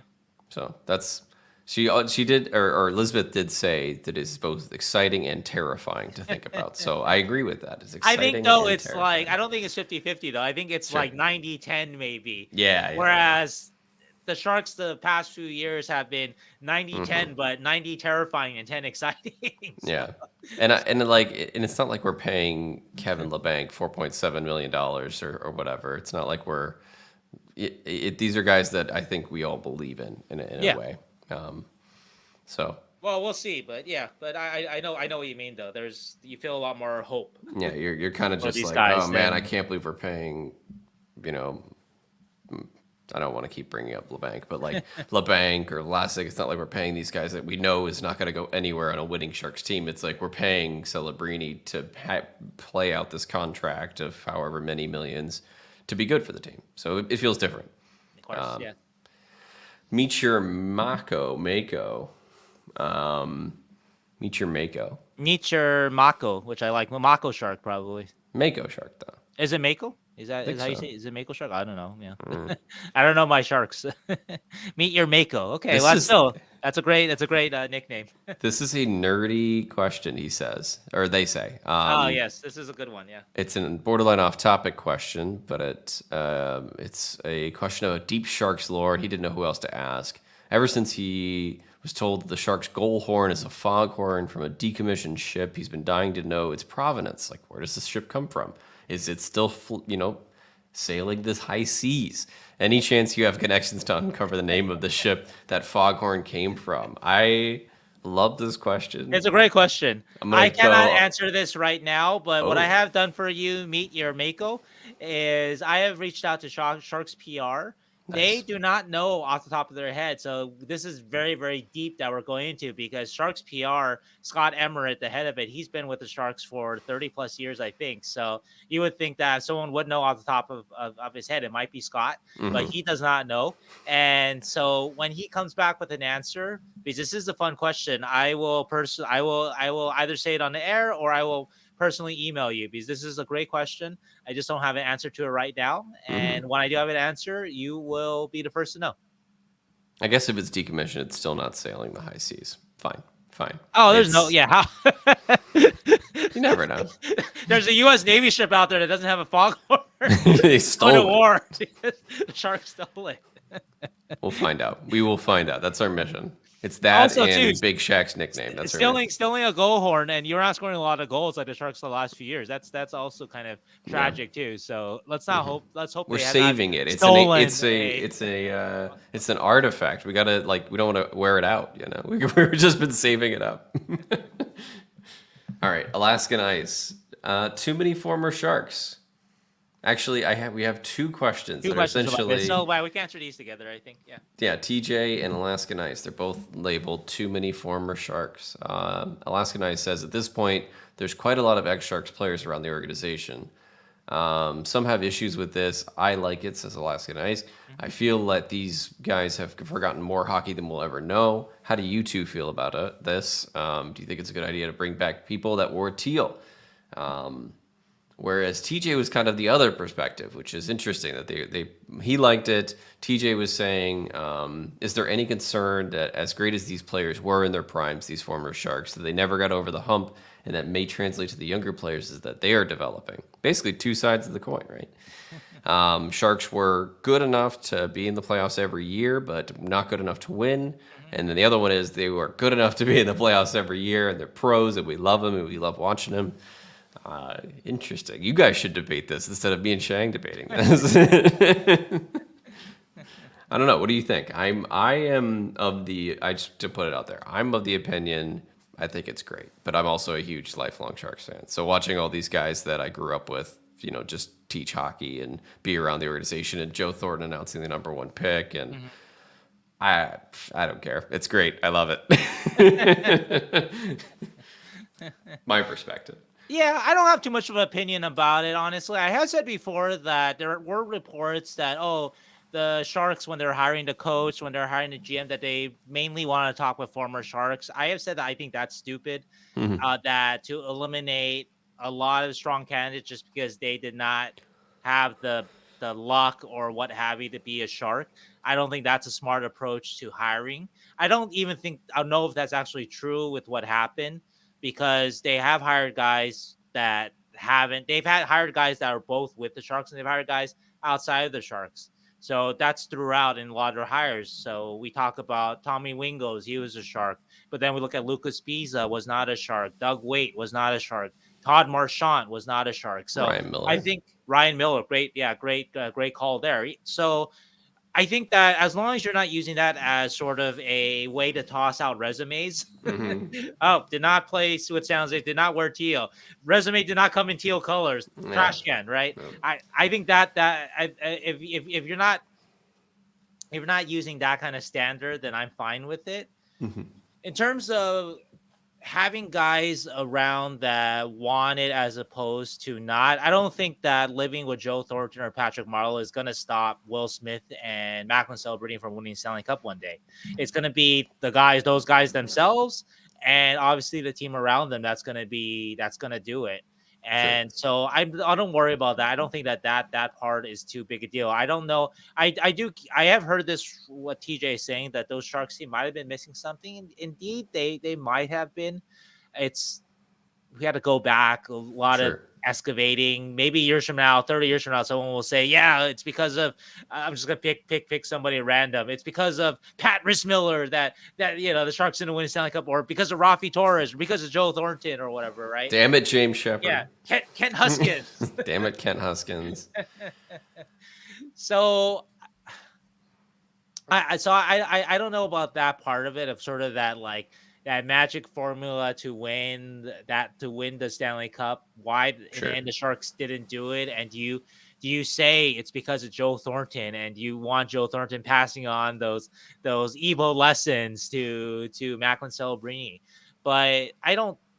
Yeah, I think that's taking it to another extreme too. That on one hand, the extreme of, we're only going to hire former Sharks. Well, that's silly.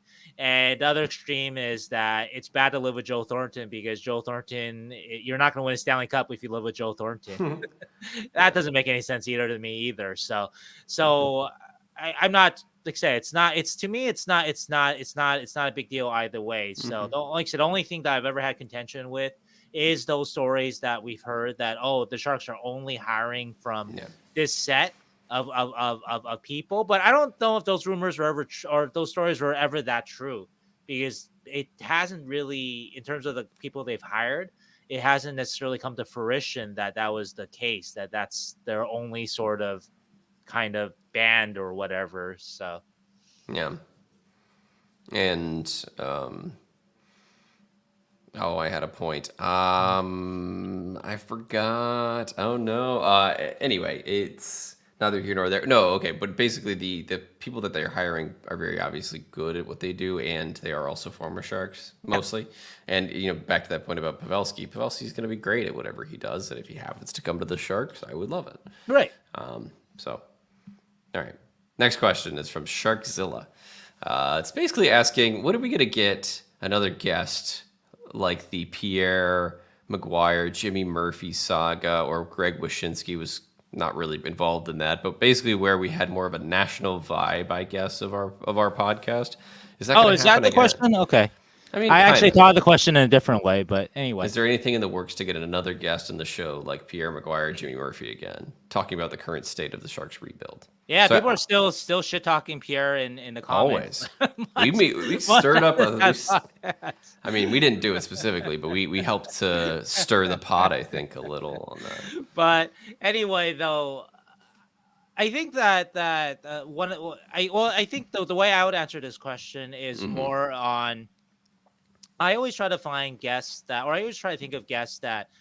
Well, the reason why I had Pierre and Jimmy on wasn't, and to allude to Sharkzilla, it wasn't because I could talk about Erik Karlsson's plus minus with him, but it was because he had a contrary opinion. Yeah. And so I like having a guy on with a contrary opinion and hear that person out. So that's why I like having. Sharkzilla didn't mention this, but we had Cam Robinson on. Cam is not the biggest Will Smith fan. I like having him on because Cam is smart. Cam works hard. I see Cam at a lot of events. So Cam has a studied, educated opinion or whatnot, right? He's good at his job. And so why did he have this opinion of Will Smith lower than a lot of other people? Yeah. And so agree with him or not, it still makes for, I think, an interesting show. That's often what I'm looking for, an interesting show. And so we haven't talked about guests actually in season, because in season, as you guys have seen this past year, it becomes a little harder to book guests because I'm pretty busy in season. So it's not, sometimes we have weeks without guests and whatnot. Right. But off the top of my head, I don't have anybody that I've seen recently, like, oh, we got to argue with this guy, but I do like that though.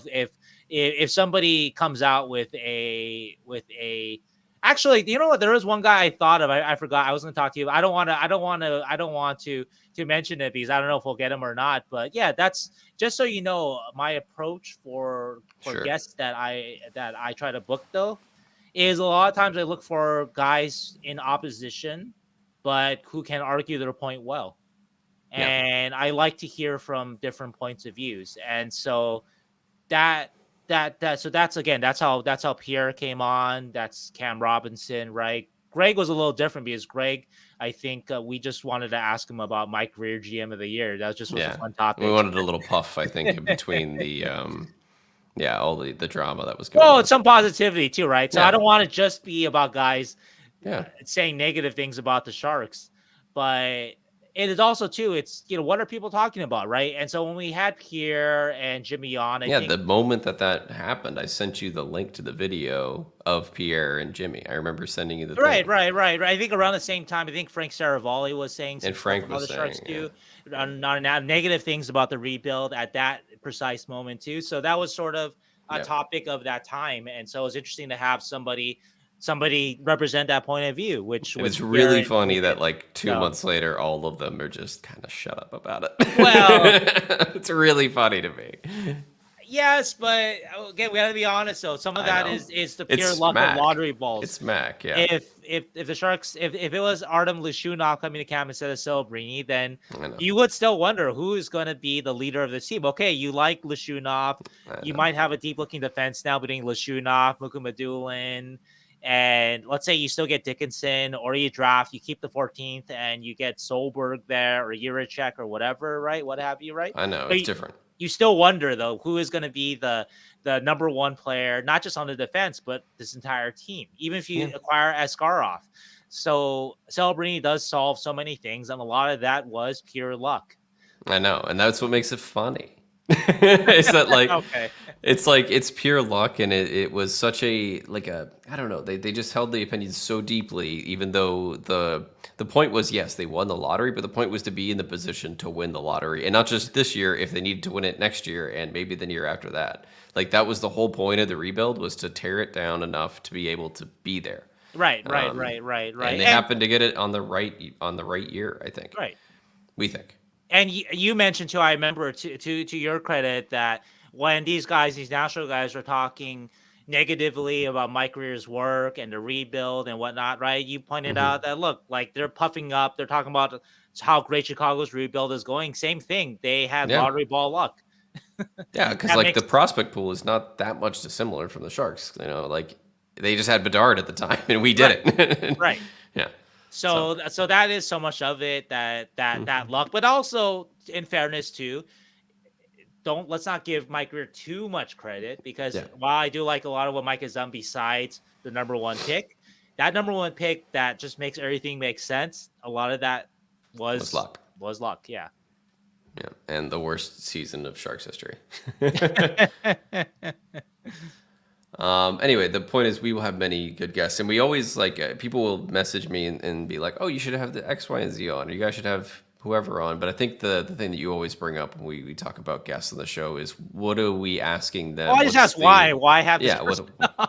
Well, yeah, not just why, but it's more like, what interesting things do they have to bring? It's not just but that is the why part of it. Why would this be interesting for the audience? So it's not just to have a big name. You'd be surprised. You'd be like, "Oh, we could have this guy on," but it's like, what are we gonna ask him? I don't know. Yeah, what he had for dinner. So yeah, it's not always as simple as just go grab whoever and put them on. And I think we try to push for good guests. I think we do that very well. You schedule them all and get them all to be on, and it's a good mix, I feel, of players and expert opinions and that kind of thing. Right. But I think ideally, though, I love good debate on this show and whatnot, and so I do like that aspect of it. So that I do try to find guys like that. Yeah, we'll have to get another podcast duo on here. That'd be fun again. All right, next question. Embrace the rebuild. It's an apropos name. It's a fitting name. How many more seasons before the playoffs? When are we gonna win a playoff series? Okay. When am I gonna win the lottery? I think he's asking us to be put in our crystal ball and look and see when do we think that the Sharks are actually going to get to the playoffs? Right. And when are they going to win a playoff series? Woof. Go ahead. Yeah, you go first. I say the Sharks sneak into the wild card in the last year of Celebrini and Smith's CLC. Okay. So 3 years from now. Yeah, I think that's a fair timeline. We talked about some of the other rebuilds. I'm just going to bring that back into this question, right? So the Hawks are a different scenario because they were better rounded on defense than the Sharks, I think. But let's see, the first year for Kane and Taves was 2007-08. Mm-hmm. Right, I want to make sure. Yeah, so 2007-08. And that year, actually, the Hawks were pretty decent. They had a winning record. They had 88 points. And the Sharks, I don't think, are quite at that point. And by the next... So 2007-08, Kane Taves rookie year, the Hawks, I guess, just barely missed the playoffs. Then the next year, they're in the conference finals. And a year after that, they win the championship. I don't think that's going to happen with the Sharks just because the Sharks, like I said, their defense isn't as interesting, doesn't have the kind of just the talent yet, I think, that Chicago's had with Keith and Seabrook. And also, too, some of the Sharks' defense, too, we don't know. There's big question marks because they're younger 18-year-olds, right? And so that's a big part of it, too. And so, anyway, long story short, I don't think they're going to follow that path. I think the Kings' path that we talked about earlier, that might be a little closer, where the Kings were 2006-07, 2007-08, they're rebuilding. 2008-09, they are, or those 2 years, they're breaking it down. 2008-09, then they started to become interesting, close to 500. 2009-10, that's the first playoff team. So using Dean Lombardi years there. So that's the 4th year of the Dean Lombardi era that they make the playoffs.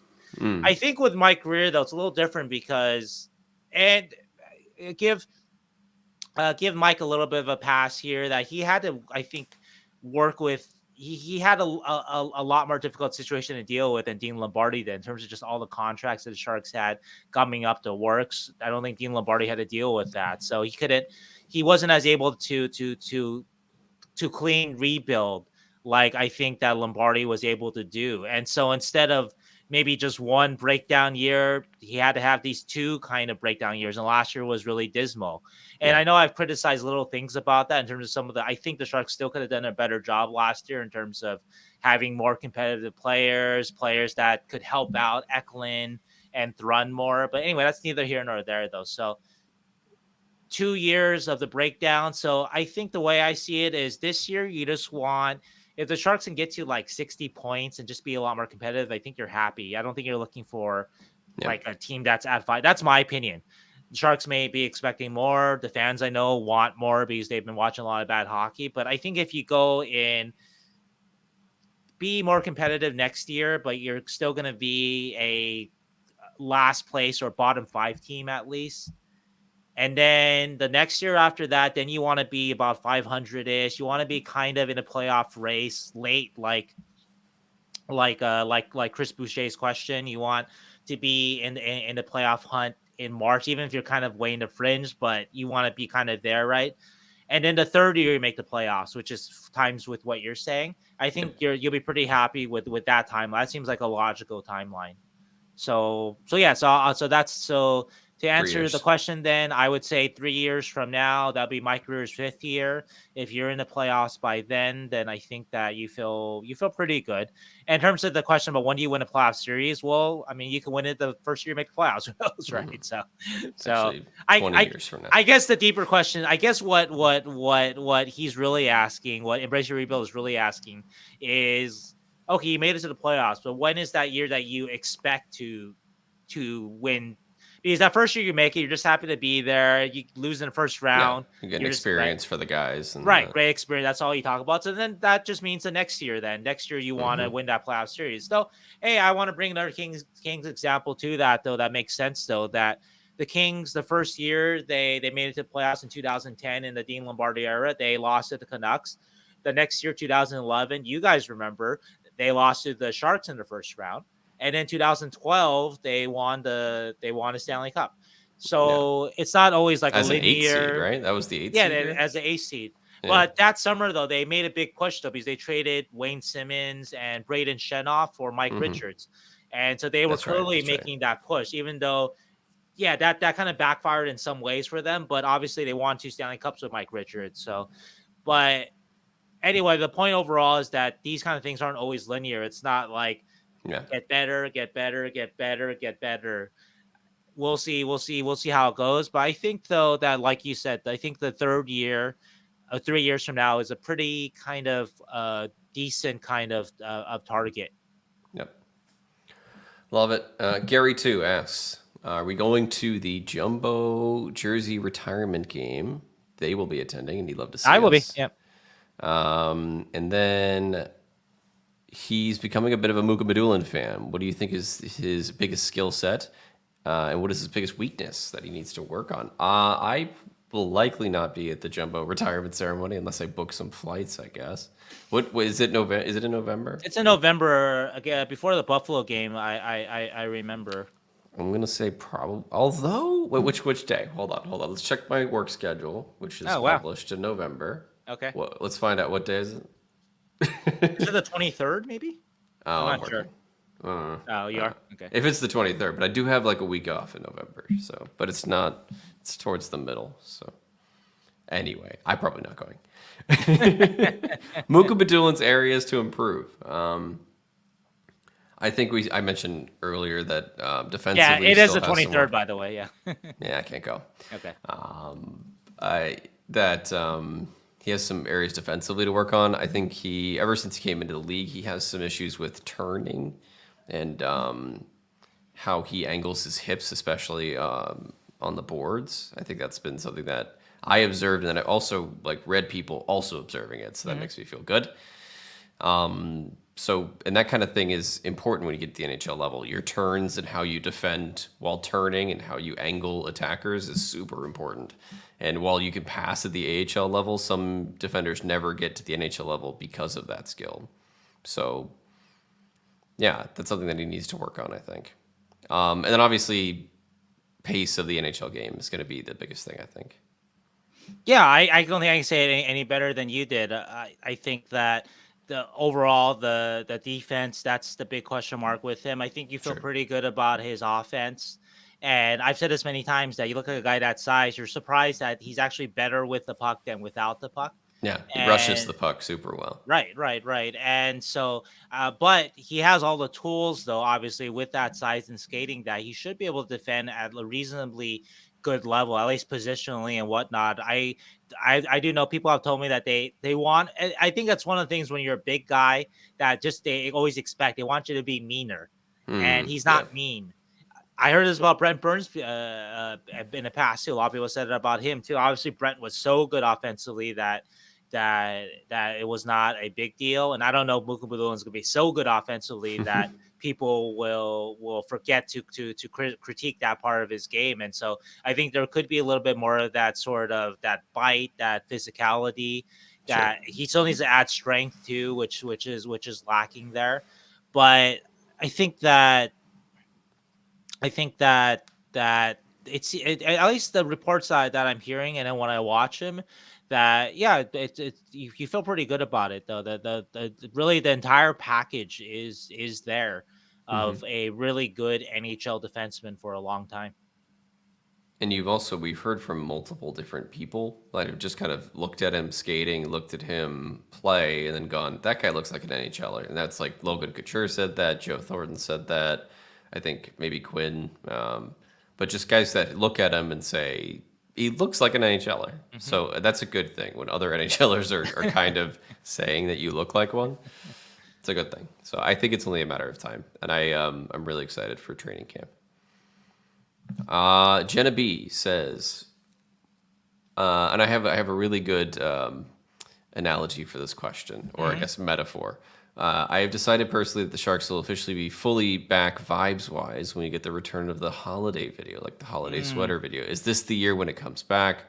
What sort of silly, fun content would you guys want to see from the Sharks? And who is low-key the funniest Sharks staff or player? Why don't you answer the funniest Shark bit? Okay. Because I don't really know. I'm not there in the locker room.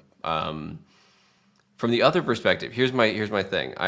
Tonight I had a beautiful dinner of lamb meatballs and orzo pasta with like some Greek inspired spices. It was delicious. But tomorrow, the leftovers from that are going to be amazing. So when you like let those kind of dishes sit in the fridge for like a day or 2 days, they become better, right?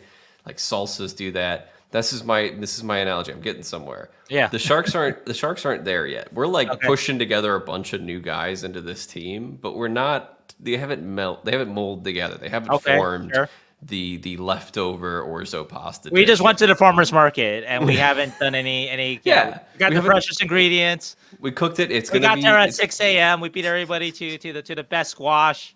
But we need time. It needs time before you can just start releasing those kind of like, because they gotta feel a little organic. They gotta feel a little bit like, oh my god, like the guys are having fun, and I feel like if you force it, it turns into not fun. So that's my answer. Oh, okay. Not this year. I mean, now we got. Yeah, I get where you come from. Yeah, I think that's a good answer.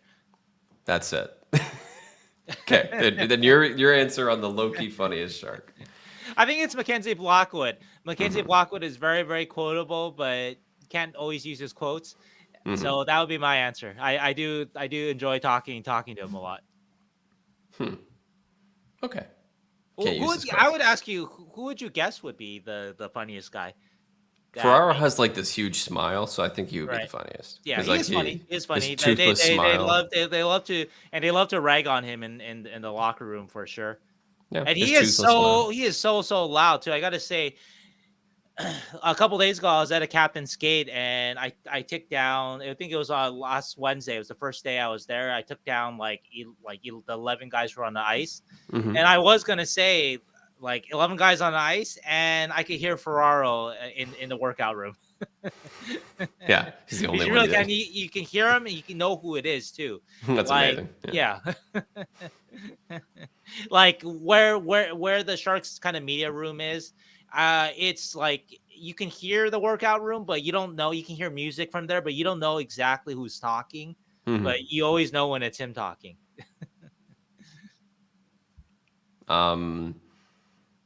And also back to I'm gonna just really briefly, like the companionship between Eklund and Zetterlund that I've seen over the off season has been really great to witness. And I think as we go forward, if both those guys remain Sharks for a while, I think there's going to be some good hijinks from those two. Well, yes, and you absolutely, maybe in 3 years' time, that they would be your holiday video leads, right? So Bam. Yeah. Jacob B asks, I want to say one more thing. I don't know if you Sure. can make a holiday video until you make the playoffs again. Maybe that might be. Yeah, you're right. We have to, like, it's good vibes when we're also winning. The Sharks were just good then. Okay. Is this the best offseason in Sharks history? It seemed like so much has happened that was positive, says Jacob B. Honestly, yeah, like looking back on from draft lottery to now, it's just, yeah, it's a lot. And it's a huge turnaround, I think, of things that it might be. It depends on how important Celebrini is to the future. Like, if he is, I don't want to use the approach though of like hindsight. So it's easy to say if Celebrini isn't as good as he's supposed to be, this wasn't great. I want to talk about like as we see it as it's happening. So yeah, then yes, I would say yes. You say yes because I actually might say no to that though. Oh yeah, yeah. I had one that I thought of that we forget how excited fans were, but the summer, the training camp when they acquired Erik Karlsson. Everyone thought that the Sharks were going to win the Stanley Cup. Yeah, because Erik Karlsson was not without argument, I would say, but he was in the discussion. He was arguably the best defenseman in the world. And the Sharks acquired everyone. No one questioned, and let's not forget that too, that no one questioned the unprotected pick or Josh Norris going out. It was a steal. Everyone thought it was a steal. So I think that would be the one that, again, we're not using any hindsight for it, but like at that moment when that happened, that might have been more so than, and you might remember more because at that exact moment I wasn't covering the Sharks yet. But I would say that one, because that one was like, oh, that's the piece that's gonna get Jumbo his Stanley Cup. That's gonna get Pav his Stanley Cup. It did kind of feel like, Doug Wilson can't stop acquiring superstars. Like, we're just going to turn this team over from Joe Thornton to Erik Karlsson. Right, and it's going to work out perfectly. Right? It's going to be great. It did kind of feel like that. Because it had been happening. Yeah, we were riding high for 10, 15 years. Yeah, on Doug Wilson era, we were like, yeah, it's going to be fine. Yeah, so the reason why I don't say the summer of 2015, because I know that summer of 2015, you get Joel Ward, Paul Martin, you trade for Martin Jones, and that leads to a Stanley Cup final. But that summer, though, I'm sure Sharks fans were like, man, we missed the playoffs, and this is all we acquired. We picked up, we need like a 30-goal scorer. Yeah, we need Erik Karlsson. Yeah, you need Erik Karlsson, right? You need somebody like that. But instead, all you get are like support guys, and you trade a first-round pick for a goalie. Yeah. So I don't use, because that's the one that's hindsight. Easy to say in hindsight that was a great offseason. But I think like the time of that, I think that one more than any, because even like, because the Sharks have never been big on signing outside free agents, right? I think the biggest outside free agent, maybe with Paul Martin, was Tyler Toffoli this year. Before that was Paul Martin. Who's that guy from Mikhail Boddicker? He was a pretty big one, but nothing. Hell yeah. But not a really big one, right? Like even Tyler Toffoli is not like signing like Steven Stamkos or the Sharks have never signed anybody of that caliber outside in free agency. So I think that's the only one I can think of, an off-season one, right? Because Joe Thornton trade is huge, but that's in November. Yeah, when they traded for Owen Nolan, but that was an in-season trade if I'm not mistaken, right? Sanis Ozolinch, that I believe was in season. The Sharks were bad then too, so I don't think that there was that kind of excitement for the player that they were acquiring there. So I'm just trying to think back of like classic great Sharks and how they were acquired and just sort of like the excitement over them. Brent Burns, when they traded for him, like we talked about earlier, he wasn't the Brent Burns that he Sure. became in San Jose. So I doubt there's that kind of excitement. Maybe Danny Heatley, because when the Sharks traded for Oh, him, I that know was that a good one. that was a very big deal. And he was We a were guy that super was like, pumped because yeah, we he was going to wanted. score 50, 60 goals right Yeah, next to Jumbo, right? I remember the we hype. had the Canada line. We had the Heatley, Marlowe, and Thornton lineup, right? That went to the Olympics and all that Yeah. stuff. Like Yep. yeah, it was big. It was going to be Joe Thornton's wingman for the next 7, 8, 9 years. Turned out to not be for I Yep. don't know. He was here for what, 3 seasons maybe, Let's see. Oh, 4 seasons. that also was a early September trade too, just like Erik Karlsson. Okay, so I forgot that. So, I didn't realize that either. but yeah. So that's interesting. But I think those are the ones I think of more because that's like, okay, we got this guy that is going to be the piece for the Stanley Cup. And the Heatley one, I don't remember so well because back then I wasn't even writing anything like Sure. covering a team in any capacity. So I was just a Kings fan back then. So you could answer that one better. How would you compare the Heatley excitement versus the Karlsson excitement then? That's a good question. Heatley felt like they both kind of felt like it. Mm-hmm. Heatley felt like it was the piece that was going to put us over the top, but we were going to be good forever. And it was like we needed this goal scorer because we didn't have a goal scorer. Right. I remember I think we traded. I Well, mean, Mihalik, Chichu and was like he was, but then he he was fizzled. Yeah. injured, and yeah, he fizzled. Right. So yeah. So we needed that goal scorer back, and it felt like this was the missing piece. We still had Jumbo, and we were going to win the Stanley Cup. Right. Carlson, I believed that we were a better team, and I knew that we were a very good team. I still didn't say that like I was like, oh, we're going to win the Cup, even as much as 5 years ago. I was like, we're very good, but Thornton was getting old by that point. That's true. That's true. I was kind I of would worried say about though that that. Carlson's reputation at the time of the trade might have been higher than Heatley's, though. I think it was That might have probably. been it. Yeah. So Yeah, would you it kind say of it was? phrases out. You guys listening can answer better better than me at least, but it's fair to say comparable. Then the kind of the I think excitement. so. Yeah, Okay. I think so. Okay. Heatley was what 2009. 9, 10 maybe. 2009, and so that's let's see, that is that's after the first round loss, the upset against the Ducks, right? I see that. Yeah. So yeah, I would guess actually that maybe the Heatley excitement was greater than Karlsson then, We really thought because yeah, the Sharks were 50-win teams at that point. They were like 110 points in the bank every year kind of team. Whereas by the time the Sharks get Karlsson, they were like, well, we made it to the final a couple years ago, but it was an older team though, yeah, and right? Thornton Pavelski was was on the third older, line. Jumbo, right? Yeah, so yeah, okay, But I was still excited about 2019. It was a great team sure, as well. It was very deep and very well. It was like the last hurrah. Wilson put everything he had into that team, and then right. yeah. So I would say, from my perspective, again, no hindsight, that I I think can't Carlson answer. had more. I think he had more hype. I would say. Yeah, I can't answer the Heatley one because I wasn't like in Sure. the Sharks kind of like I wasn't Sure. unbiased, I guess, observer then. But by the Karlsson trade, I was, and the Karlsson one I would say looked like a greater offseason than this one because this one, as great as it is, right? Like it's still a lot of it is indeed vibes. We don't know how good Will Smith will be. We don't know how good Macklin Celebrini will be. We don't have that track record, right? Yeah. As opposed to when the Sharks traded for Erik Karlsson, you're acquiring a 3-time, 2-time Norris Trophy winner, top 3 finisher, and that, I mean, again, arguably the very best defenseman in the world. And so that would be the equivalent of the Sharks acquiring, 2 years from now, if the Sharks would trade for Cale Makar. Yeah. Hey, right? let's do it. Yeah, it depends on your definition of best, I guess, and also is this hindsight or no hindsight. I'm gonna say vibes. Yeah, it makes me Vibes, feel yeah. that. I think it makes me feel I don't know. People were really excited about Karlsson. Yeah, we were.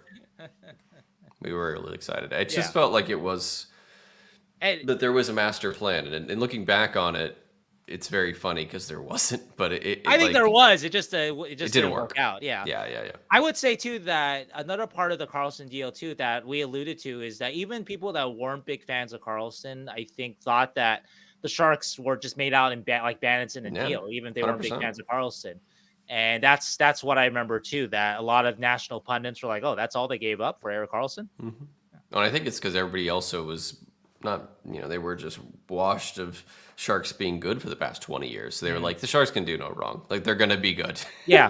Like, we had so much good faith built up that it was. That's true, too. It made a lot of, and again, just like the lottery is a lottery, it's a chance. So is winning in the playoffs. So is winning the Stanley Cup. And Right. We win in 2019, and the entire history of the Sharks franchise is totally different. We win in 2016. The whole history is different. We win against the Canucks in the conference final, whatever year that was, with the stanchion and all that shit. Everything's different. So I don't. It's just, it hurts to look back on, but just remember that. And it goes back to the question of, do you want these guys around your team if they didn't win this cup? It's like, yeah, because they still were part of an amazing run. So. And it's all kind of comes down to some version of luck in the playoffs. Another perspective to this trade too, or to this discussion too, is I wonder. I would bet that people thought that the Sharks gave up more for Danny Heatley than people thought that they gave for Erik Karlsson. They did, yeah. Mihalik was a very good player. Chichu, like even though he was overall, right? slumping, was a former Rocket Richard winner. So anyway, that's another aspect to it too. Whereas the Sharks, they traded nothing established away for Karlsson. No. So right, yeah, nothing. Or at least, nothing of a star caliber. Dylan DeMello, but yeah, he wasn't established even. So yeah, so they traded pretty much Chris Tierney. Yeah. That's only established player that they traded at that time for Erik Karlsson. And he was like a third line. At best. Yeah. So, and we all thought that Norris had a down year because he had like statistically done poorly after he was drafted. So it was like, oh, you're trading a distressed asset anyway. It's like, it's fine. Yeah. And that first round pick is going to be. Yeah, that was going to end up in the 20s. 25, 26. All right, I'm done with this. We're going to the next question. Oh, it's a sad one anyway. Steven Stoker is asking.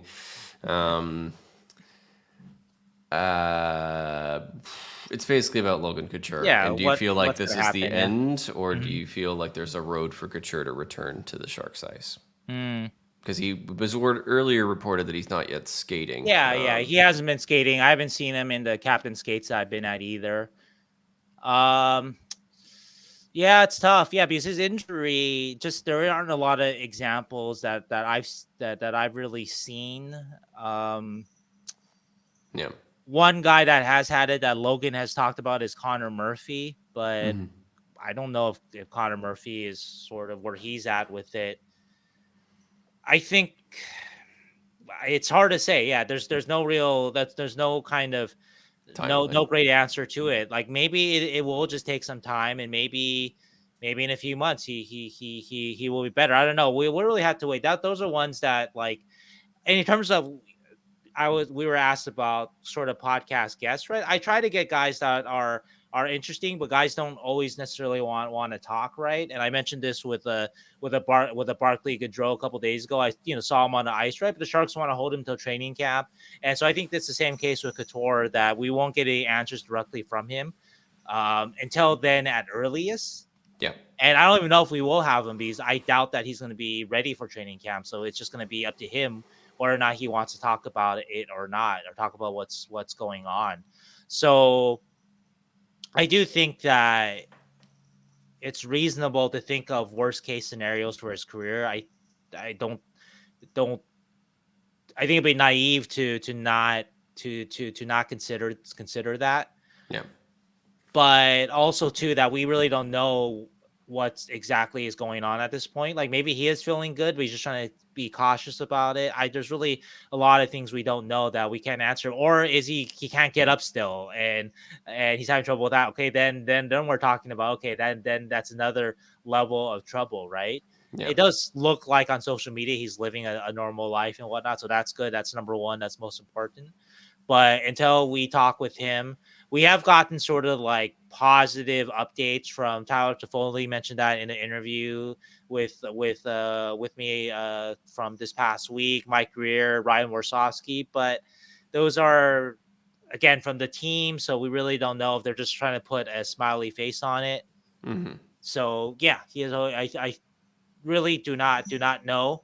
I will say that I've said this before, that the player is such a winning type of player, and so you like to see him in the playoffs playing an important role one more Mm-hmm. time. And so hopefully it'll be with the Sharks or with another team. I know that a couple of years ago we had envisioned that he would be going somebody or somewhere and be a second line center for somebody. The Sharks would be picking up some of the money, obviously, but he would be a kick-ass 2C for somebody on the way to the Stanley Cup final or whatever, right? And so hopefully he still gets to live that out somewhere, somehow. I'm not going to even speculate a guess at this point, but I am. Yeah. I'm sad either way. Yeah. Easy question. Best mascots in the NHL. David Gottlieb wants to know. And it's quite a departure from is Logan Couture's career over to best mascots. I have an interesting we one. didn't really order the questions in a very No, we didn't. No, we didn't. This is thoughtful somber way. to best mascots, baby. Is Logan Couture's career over? Hey, who's the best mascot in the league? Who's the best mascot in the NHL? I'm sorry, Logan. Logan has been on our show, and it was great to talk with him last year. So, anyway, I have an interesting answer. I love SJ Sharkey. I think Sharkey's great. Mm-hmm. I'm going with Slapshot. I love the Eagle for the Washington Capitals. He just looks like. Have you seen him? He's awesome. I don't love his name. Okay. His Slapshot is a stupid name. The name is lame for a mascot. But look at him. He's an awesome looking eagle. And he's like the Capitals they were like, we're not going to be some stupid mascot that's not related to the bald eagle of America. Mm-hmm. We're going to be a fucking bald eagle. It's like, I love it. He looks great. That's one of my favorite mascots. Okay. I love Winnipeg's mascot, like the Moose. I think his name is Moose. I love that one, even though it's not related to Jets. You clearly are the person to ask because I'm not. My mascot game is low. When the mascots are on the ice, I'm looking at my computer. You're looking at Gritty because Gritty is the only answer. Gritty is the one that I watch. Yeah, I don't know. I love those mascots. Some of them I hate. I hate Seattle's mascot. I think it's dumb. I think a lot of people hate Seattle's mascot. You had a legendary creature that you could have made a mascot out of, and you didn't do that. Yeah, I do find it odd when the mascot has no relevance to the team. Mm-hmm. I even look at the Moose, and I'm like, well, what's that to do with the Jet? So I don't know. I have some questions about this. I just like him. He's a cool moose, but he seems very Canadian. The Oilers have some kind of wolf, which I don't get because they're the Oilers. The Flames have a hound, which I have no understanding. No idea about that. What's going on there. That's why I respect the Washington one. It's like we're the American Eagle. Yeah. There's some relevance there. There's some immediate relevance there. My favorite Eagle mascot, I would say, this is kind of a digression, but was because I grew up with it. The LA Olympics mascot from 1984 was an eagle. Mm-hmm. I still have around when I was growing up as a kid, I remember just seeing we had all kinds of stickers or just leftover stuff from the 84 Olympics all around the house. So I have a fondness for that eagle. I give Sharky credit because he's a shark and he's a shark. His name is Sharky. The San Jose Sharks. I'm really a simple person with this, so and he does look good. He's always looked good. He does look good. He's a little goofy, but all mascots are goofy. I don't really like Vegas's lizard. I don't really get that one. I have no idea why that's the mascot. Why they're the Golden Knights? So why can't you do a kid friendly night? I don't know. I don't get it either. I don't quite understand that. And there's cute things you can do with that. What is Montreal Canadiens? Isn't it Youppi? Doesn't he look terrifying? Is that Canadians? he's kind of strange, but it's kind of like a gritty strange though, where it's like okay, fine. I guess that's fine. Because otherwise, what would be a mask of the Canadians? Like, well, what, do you just have Justin A Trudeau? moose. You just put a moose out A there. moose? Okay. Yeah. I guess that would be funny, though. Canadians' mascot would just change with every new prime minister. So, yeah, so I like I like it to have relevance. So I don't like to Sure. think too hard about it. I like to try to connect what's going on with the Kraken mascot. What is that, and why didn't they just get a Kraken or a big octopus at least? And I Yeah. know you don't want to do the Detroit Red Wings thing, but you could still do something that's not Red Wings like. I don't know. So Yeah. Really dumb. I mean, I think the Panthers is just like a panther, which makes sense. yeah, that Um, makes sense to me. He has a pretty cool name too, right? Stanley Sea Stanley, Panther, right, or something like yeah, that, right? Sam Stanley or Yeah, Stan. I don't remember. yeah. But yeah. I will have to say that I have more criticism about mascots than compliments. I would That's why I say, and love I know it's a really hard Slapshot. job. I hate the name Slapshot for a bald eagle, but that's why I love that eagle. What would you name him? No idea. Eagly. If any of you guys watch Eagle. Peacemaker, Eagly. No. Watch Peacemaker. That's a good show. Peacemaker? Yeah, it's on HBO. It's John Cena as Peacemaker. It's Suicide Oh, Squad okay. related, Yeah. but James Gunn. It's really funny. Okay. Yeah, I'm gonna think about that when we go to our next question about what I would name the Washington Capitals mascot. Patrick, who are our potential busts? Man, we are just like Logan Couture's end of career. Best mascot. Who's gonna bust? which NHL or which prospects from the Sharks are gonna bust? He basically lays out who are the prospects in the system now that might have that exciting ceiling, but who outside of the organization have serious concerns about their floor. Who are potential busts is stated in another way. Sure. I think we got a few. I Yeah, would of name. course. Every system has it. Like Patrick mentioned that only a certain number of first rounders and second rounders have meaningful careers. So if you have a top 10, not all 10 guys are going to be star players. I think the ones that jump out to mind for me at least, are the more offensively inclined guys. You don't know if they have a B game, and you don't know if that offense is going to translate to the NHL. And so Sure. that's Casper Haltonen and Quentin Musty. Those guys stand out in that regard. Even Will Smith to a Sure. lesser degree. Will Smith has a better chance to be special offensively, but that's where you kind of got to be, though, because if you're just like a 40, 50 point offensive guy, but with no defense, well, then you're kind of like Kevin LeBanc, which is fine for Kevin because he was a 6th-round pick, incredible for where he came from. But if you are for a 1st-round pick, then it's kind of like, oh, Need more. yeah, you want more at least. I think on the defensive end, obviously a smaller defenseman like Luca Cagnoni, even if he's not necessarily considered the best defensive prospect in the system, but there's question marks there. I think even a Sam Dickinson, as high as he was picked, I know there's questions about, even though the physical tools seem to be there, that there is a question about his hockey sense and things like that. Even a guy like Macklin Celebrini, I would say the one thing that when I talk to people that there's a question mark of is he plateaued? Like, if he gets better from where he's at right now, such a developed, mature game, if he gets better each year, then yes, he is going to be a 1C. But if he kind of plateaus and doesn't kind of like grow exponentially every season, then he becomes a little less, not quite a special player, right?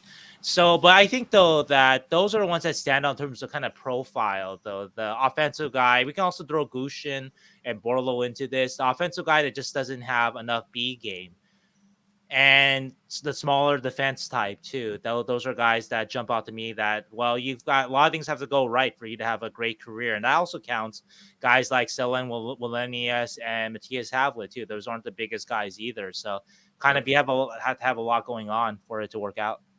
Yeah, you're mentioning the archetypes that generally do make it and the ones that don't. And then the other thing that can derail careers, obviously, like injuries, like Gannon LaRocque's injuries. Right. Kind of concerning for what he needs to do to get to the NHL pace. So you never really know. I would say you've named pretty much ones I was going to mention. I mean, every prospect every single one. has a chance to bust. Every prospect that, like I said, I've even mentioned up to Celebrini, right? So every prospect, there's something that you have a question about that needs to be answered. Yeah. Right. So no one is even Bedard is a guy that if he doesn't get better than what he was when he was 18, he's not going to be a Hall of Famer or whatever. He's just going to be a 30 goal kind of one dimensional guy. He's got to grow his game too. Everybody's got to grow. Mm-hmm. I couldn't have said it better myself. I have no notes. I would have named Haltonen, I think, is like I love Haltonen and what he brings, but I do think like just the specific way he plays the game means that there's a lot that needs to go right, and he has to slot into a lineup in a specific way right now to make it happen. And I don't know if all that's going to happen for him, but again, we're just picking and choosing. Haltonen could be a 30 goal scorer in the NHL. Right. I mean, I would say I would add to it like the very top Sharks prospects that I have the most questions. I've said this before, just because the timeline, they're younger. Like, must they add more questions about? I think Askarov, obviously, have questions not about his physical ability, but just his ability to be a number one guy and to do that, like, just emotionally and handle that kind of pressure. So, yeah, everybody's got questions. Yeah. Speaking of Askarov, Shang has made a quick mic change. Sorry, camera change. And mic. I had to change some things, so I might look a little bit different. Also, too, it's getting quite warm here too, so I think we're in hour nearing the hour end. 3 of the marathon. Yeah, but we are nearing the end. So thank you for staying with us for as long as you have. So our last couple questions. Zeke wants to know, and I think. It's an interesting question. Basically, Askarov underperformed in the AHL playoffs last year. Wasn't the primary goalie through the playoffs for the Milwaukee Admirals. And he wants to know why. I guess it's a good question. Did you get any response on why? Yes, and this is interesting because I got 2 totally different answers. Great. So from my buddy Nick Kaiser, who also writes for Nashville Hockey Now, among other outlets, he told me that his understanding is that just wanted somebody more reliable in Troy Grosnick, and so that and more experience. So that's why Askarov got replaced. I talked with the scout who tells me that he was injured, and I did ask Nick if he had heard of such an injury, but Nick said that to his understanding that he didn't know of that. So that's something to still kind of, sorry, Zeke, I don't have a definitive answer for you, but it's something to, I guess, investigate a little bit more. So I've heard mixed things people have written just online or whatever. Right. Like, I don't know, maybe it was an injury, but he did share the majority of the net in the regular season and did perform slightly better than his backup. So it is strange. But you never know. He's still young as well. This is kind of like a time when Troy Grosnick, who's probably 33, maybe it was his time to have the net. So I don't know. I wouldn't put too much stock into a 21-year-old's playoff run. He's 35, by the way, Troy Grosnick. Oh, he's 35. Okay. So he's been around the block for a bit. He has been. Yeah. Okay. Alex Genadinik wants to know, could you do a mock of who you trade at the trade deadline? This is interesting, since we're largely tanking it to get to still a big story. Don't be afraid to get creative like Hurdle last year.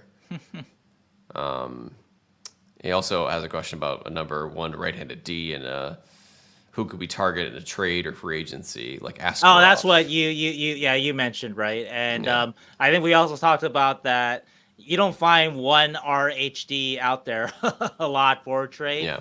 But let's start with that one first. You actually had ideas, though, of sort of at least places to look where someone might get squeezed out.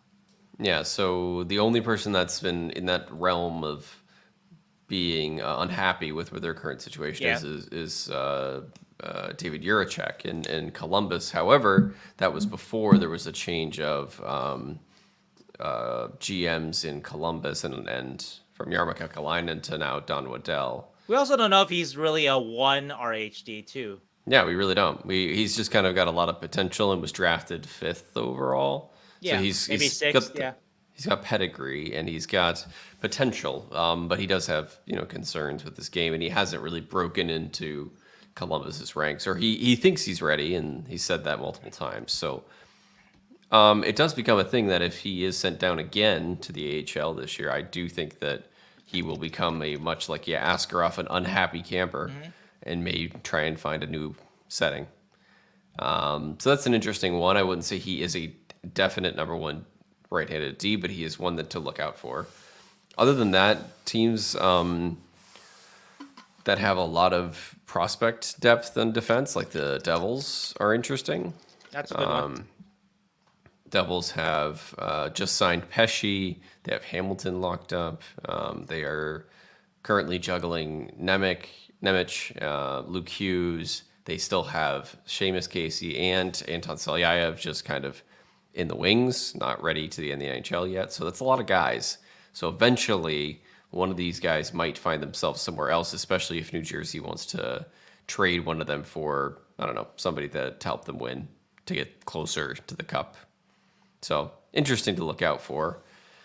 Finally, I thought about possibly Mason Lohrei, just because Mason Lohrei he's on the last year of his ELC. He's kind of a fast/slow developing prospect in Boston, one of their few good prospects for a very good team with a very deep defense in front of him. So could he be somebody else that might be pushed out or looking for bigger money? Possibly.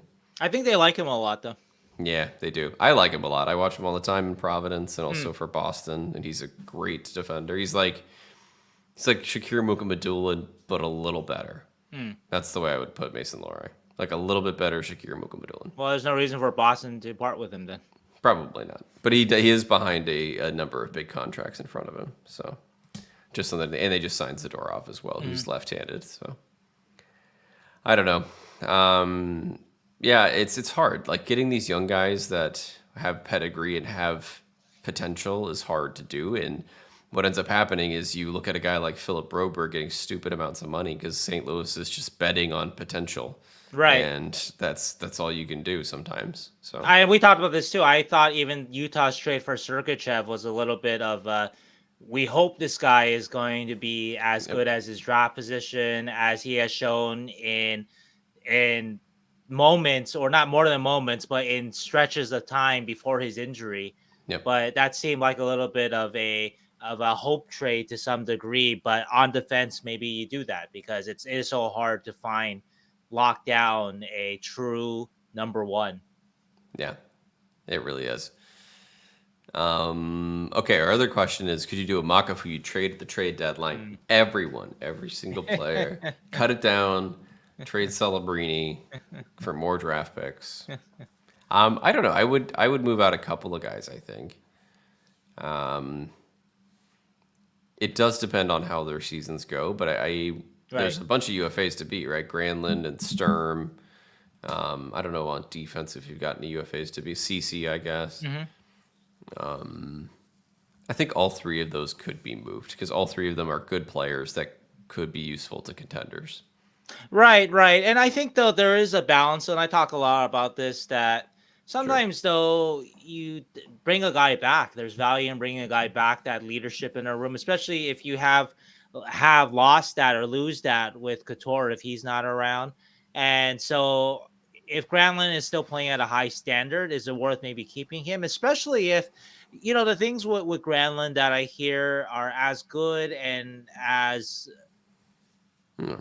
kind of he puts it all out on the line there, right? But still, though, when you're looking for a perfect center at the trade deadline, you want somebody who is usually bigger and it's stronger. Even though Granlund is always willing to put his body on the line, maybe you want somebody a little more of this, though. If you're going to trade a first or a second round pick, like you trade for a Sean Monahan last year or something like that, right? And so I wonder if you can't get a high pick for him, then maybe it is better just to keep him. That'd be what I wonder.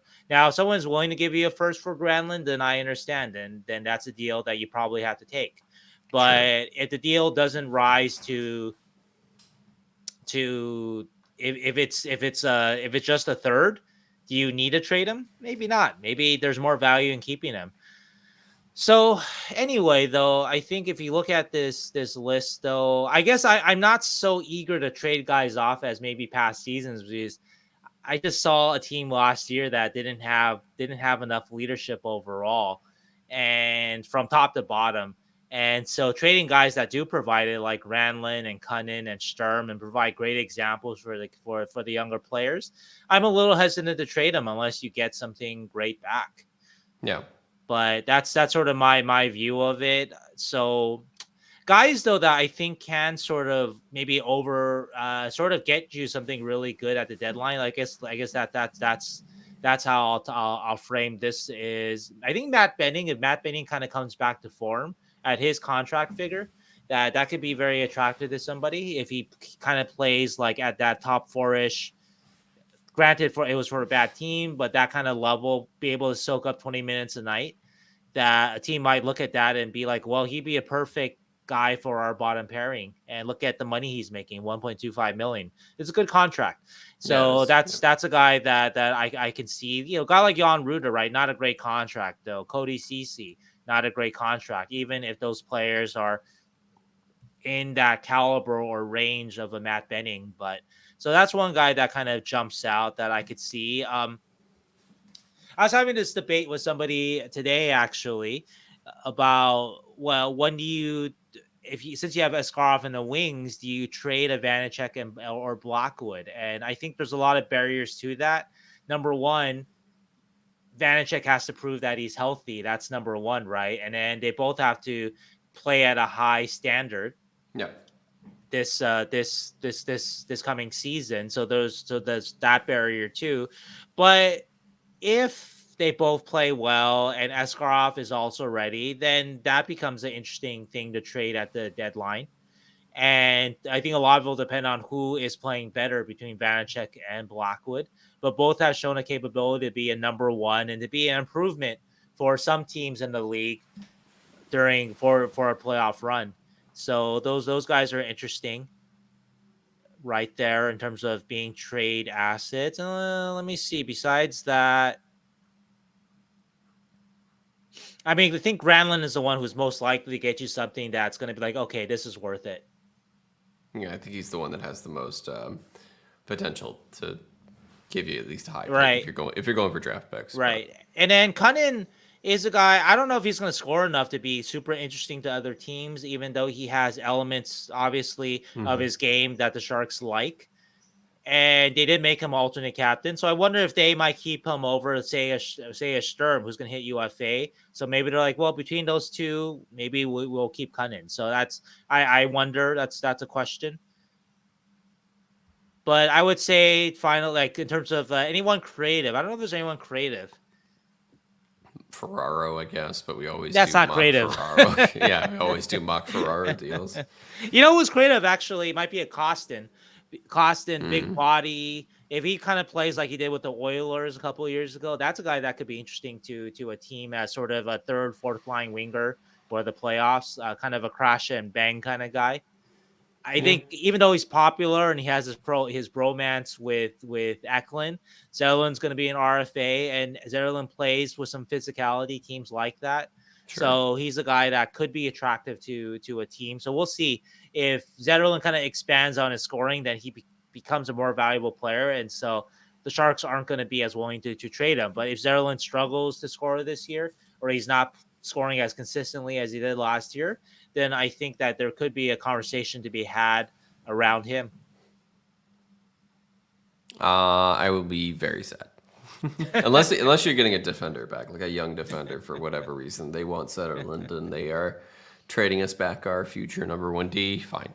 Isn't that crazy? A couple of years ago, talking about know. Zetterlund as if he was untouchable. I know. I think a lot of Sharks fans would have laughed at that after his performance when he came over. And who knows? Like he might have a really down year next year. It's yeah, not we'll like see. he is so entrenched in the NHL that he can't have a bad season. He's not. So I would say my kind of sleeper surprise one might be Costin.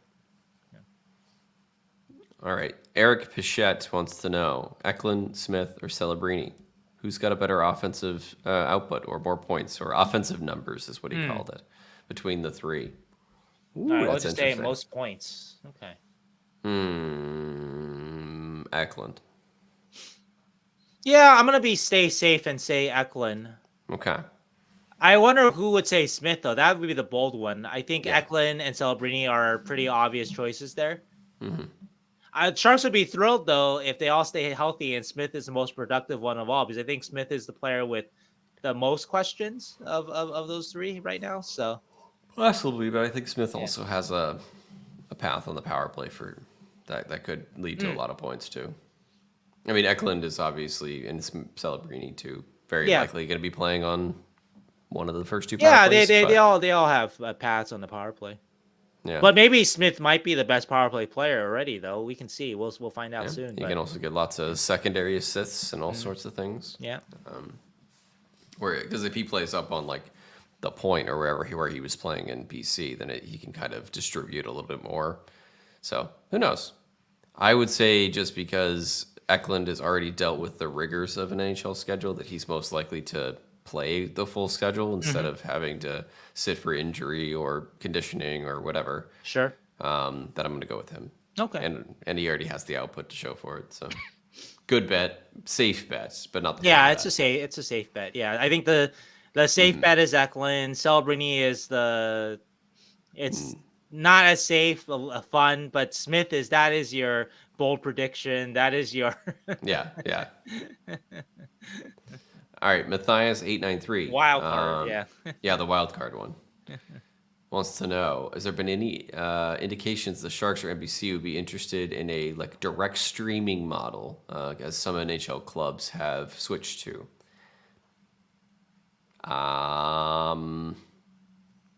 I don't know. What do you got?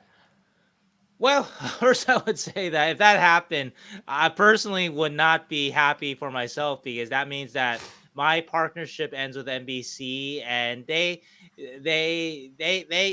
pay for stories for me, and I lose that. And also when I go on TV for them, all that kind of stuff. So I personally would not be happy about that myself.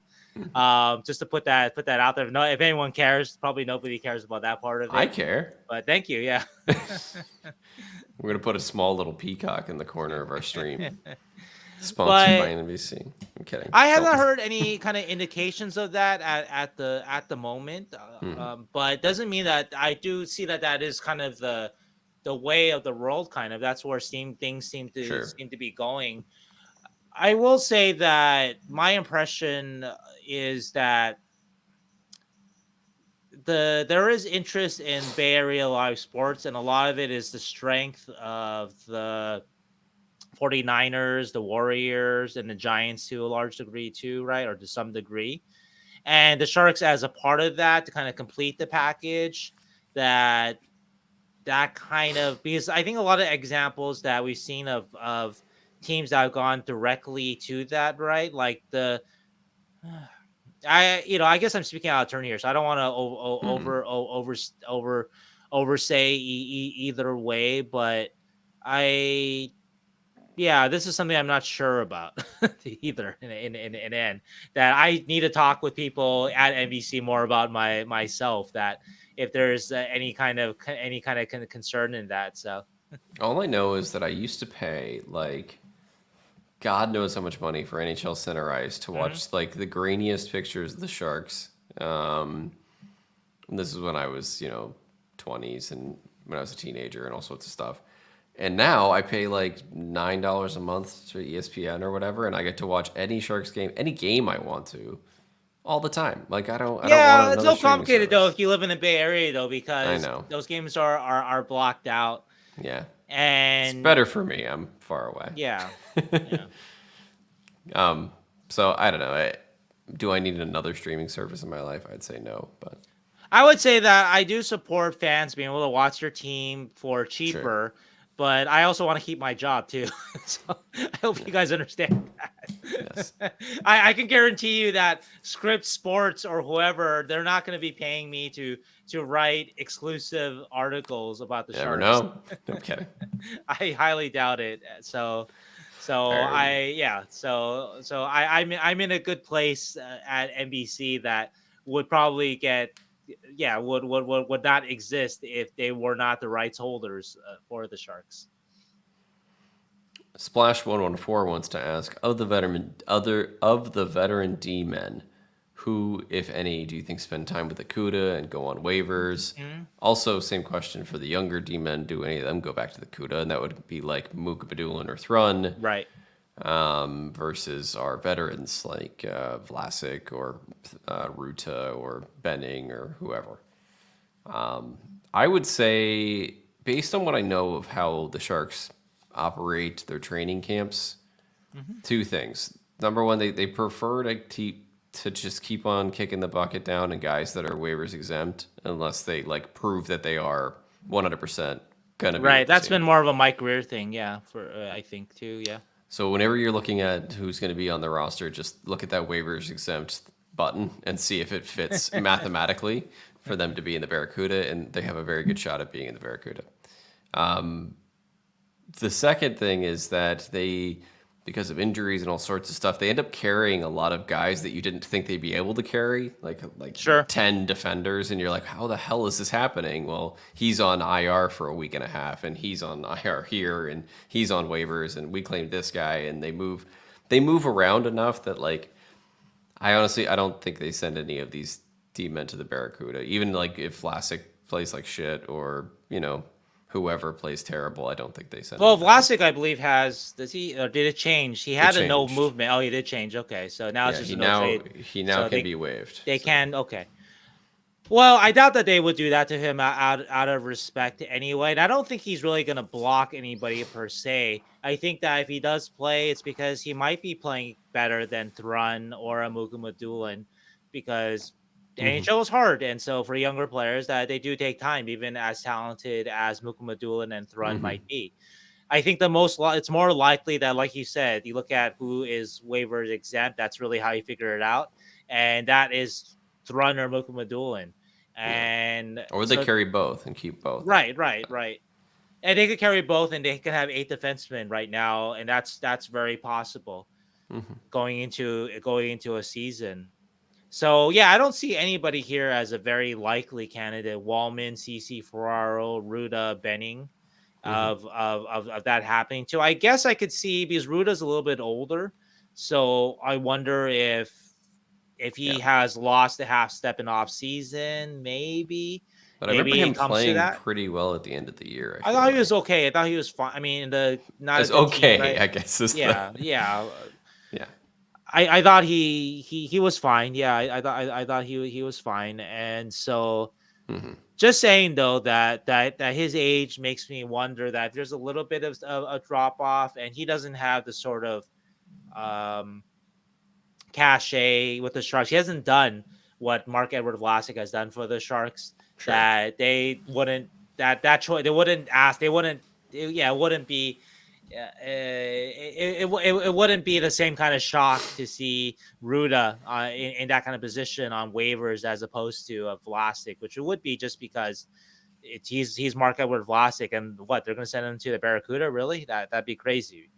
I don't know if he would go, or I don't know if he would want to go, and they would ask him, I think. Whereas Ruda, I don't know if they would really ask. I'm not really sure. So anyway, I would say that of the veterans, I guess the most. Maybe Ruda, just because of the age thing. That's kind of ageist of me, so sorry about that. But that's if Benning is bad after. If Benning is not healthy, right? If Benning's not fully healthy, I would say though that or they put him on IR. I would say that this might be the year though that they want Mukhamadullin to really take a job. So maybe Thrun might be that guy this year who kind of goes back and forth a bit if the Sharks stay pretty healthy on defense. George West says, this may be a dumb question, but what are the odds of Macklin playing 1C for most of the year? And if so, does Will Smith play 2C? What do they have a chance at that? I was expecting to have Granlund be 1C, but I would love to see what Macklin looks like against the best of the best.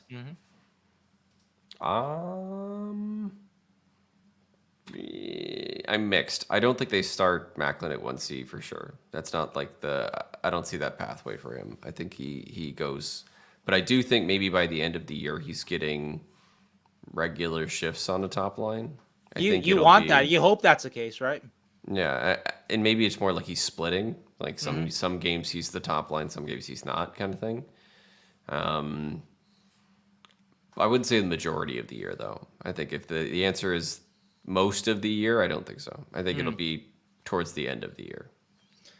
Yeah, another way I would answer this question is that I think it's more likely that Macklin does become 1C by this year than Will Smith becoming the 2C, because I think there are still questions about Will's overall game and does it belong at center right now as a teenager, whereas with Macklin, people feel pretty good about him playing center already as an 18-year-old, Sure. and just more of a question of cannot if he can do it, but how good he will be. Whereas with Will, the question first is, can he do it right now? Yeah. So, and there's already guys that have like Granlund who are good 2Cs, you know. right. So that's how I look at that one. But either way, though, the best case scenario is that by end of the season that they're all playing really well. Celebrini, Smith, and Granlund. Granlund may or may not be with the Sharks, of course, and that Celebrini is good enough that he is your 1C and you're okay with that. And Smith is good enough and he's your 2C and you feel good about that. That'll be the dream scenario for the Sharks, that it kind of all comes together by the end of the season, that we have our 1C and 2C of the future. Yeah, the Smith 2C seems less likely to me, but yeah. Oh, we just talked about this. Elgato Joe. Why didn't they buy out Vlasic? I think my first rebuttal to this is they have $12 million in cap space now with nobody left to sign free agency that they want and nobody up for trade that they need to grab. So, like, if we buy, we can talk about how bad the buyout is because of signing bonuses and everything, but B, they just don't need the space right now. They don't. Right. And yeah, let's just go run over really quickly. If they had bought out Vlasic this past summer, the savings each year wouldn't have been that great. So his AAV is 7 million, and the savings for 2024-25 would have been 3.17 million, and the savings for 2025-26 are just 2.17 million. Yep. So you're not saving a lot. And so if you're going to do that, if you're going to buy him out to just try to save $3 million, then you better need that $3 million for something. That means that you've got to be close. You're right, close to a Stanley Cup where where $3 million can make a difference. Yeah. For this team, even if you invest $3 million in the wisest, best possible way, best possible player, a guy that will bring back value at that $3 million, it's still not going to lead to much of a difference for the team. And so, yeah, I think there's a good chance that they don't buy out Vlasic in the end because they don't really need the cap space, it looks like, even next year, too. Yeah. And what is the buyout for next year? You looked that up. Yeah, so if you buy him out in the offseason of next year, you basically save $2.3 million for the upcoming season next year. And then you have to pay. Not that much, yeah. Yeah, it's really not. It's $4.6 million you still are paying him. Where again, you could waive him and save $1 million because that's what you save if you send him to the minors. That's burying him in the minors, and that's not that much either. So, you save an extra $1.2 million, and then you have to pay him $1.2 million the next year anyway. for the rest of the buyout. Is that what it's against the cap? Yep, the next year. 26 or 1.2. Yeah, there's no point to that. So literally, maybe if you really wanted him off the roster entirely, I guess, but it doesn't make sense. You could just waive him if you really felt like he needed to go, and he may not report, and you may just get out of the contract because he doesn't report. No, he would report, I would think, but maybe, yeah, at that point, how much would he actually be making in salary after that? Let's see. Oh. Well, because he gets his last signing bonus of $2 million on July 1st of next year, and then his base salary is $3.5 million. So, is he going to report to the AHL for $3.5 million at the end of his career? Maybe, maybe not. Either way, though, this isn't a lot that they need to be buying him out for. I think if they were trying to rush being competitive, then sure, it might make sense if you're trying to get that extra you want to actually use that extra $2-3 million in savings on a better player, then that player might put you over the top to make the playoffs or win a Stanley Cup. Then that makes some sense. But yeah, they're not in that position. So, And I don't think that Vlasic is going to preclude Mukhamadullin or Throne from taking spots. I don't think so. They've already broken the Vlasic can be scratched barrier that happened a few years ago. Right. And he's been scratched not regularly, but frequently. So frequently enough that they're not going to have a problem doing it for a lot of years. And he's still like, yes, he's a $7 million boat anchor of a contract, but he's still like a serviceable defenseman. He has good games. Him in the NHL. Yeah. He still has good games. I think that I think there's a worry too. Oh yeah, he's gonna block guys. I think they know what they've got in Mukhamadullin. He's not gonna block Mukhamadullin. Sure. They're not gonna let him block Mukhamadullin. So I don't think this is too big a deal at this point. It hurts your heart a little bit more, or your brain more than it actually hurts the Sharks. Right. It mattered when they were really trying to win still. Even the year or two after their last playoff appearance, when Doug was still trying to stitch together a winning team. Sure. Then that hurt a bit, and he was playing 20 minutes a night, and he wasn't playing particularly well at those 20 minutes a night. So that hurts you for sure. But now at this point, with so little time left in the contract and so much cap space, it doesn't really matter. And it's also going to be sad that he played 1 year of that 8 in the playoffs. Yeah, that's tough for sure. It's amazing, right? Yeah, again, we're going to come into that with Couture too, because Couture has 3 years left on his contract. So yeah, anyway, Couture can be LTIR though, so it feels a little. Vlasic's just too healthy. Chaz Marshall wants to know, what's the Russian scouting department situation for the Sharks since Eronko's firing? He mentions basically that we've had some interesting picks like Chernyshov, and we picked up Yaroslav Askarov in trade, so maybe there's some healing of our Russian amateur scouting, possibly. But is there any news, anything concrete?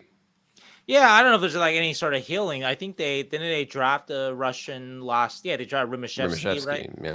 But anyway, though, as far as I understand it, I did check around on this, and I believe I have not confirmed this. I think the Sharks are. I think they're not saying too much about it, but I believe that at this point, it looks like they're gonna roll with kind of what they ended with last year, and so they have Nikolai Latikin, who is their Russian scout, but he lives in Ukraine, I believe, so he can't be in country. But they do have a scout that is able to go into Russia to watch games.